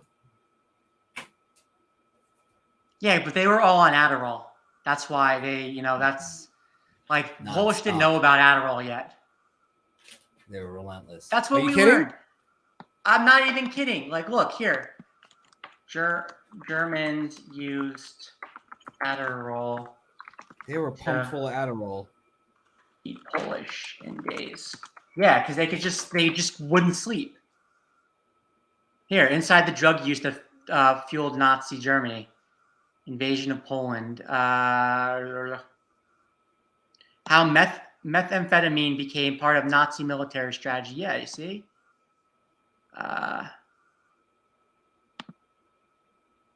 Absolutely. Because they went like 3-4 nights without like marching without sleeping. Yeah, I mean that'll do it. Like if your enemy is sleeping. Yeah. If your enemy is sleeping, like normal people, they're fucked. Like All right, maybe we gotta get into that next time because that's pretty interesting. Yeah, and black inventions. We gotta do black inventions. Black inventions, yeah. Yeah. Who else? What other people have invented stuff that would surprise us? Don't get into it. Peanut butter.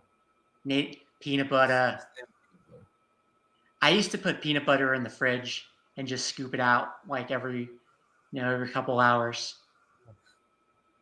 Why would you do that? So good. I just wanted the peanut butter. I didn't want the bread or anything. Oh yeah, cold. Like the 25% reduced fat one from Skippy's is just so good. Why 25? Yeah. Who?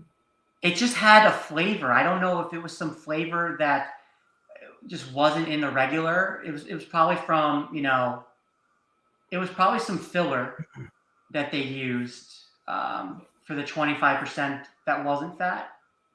Something cooked up in a lab. It just tasted good.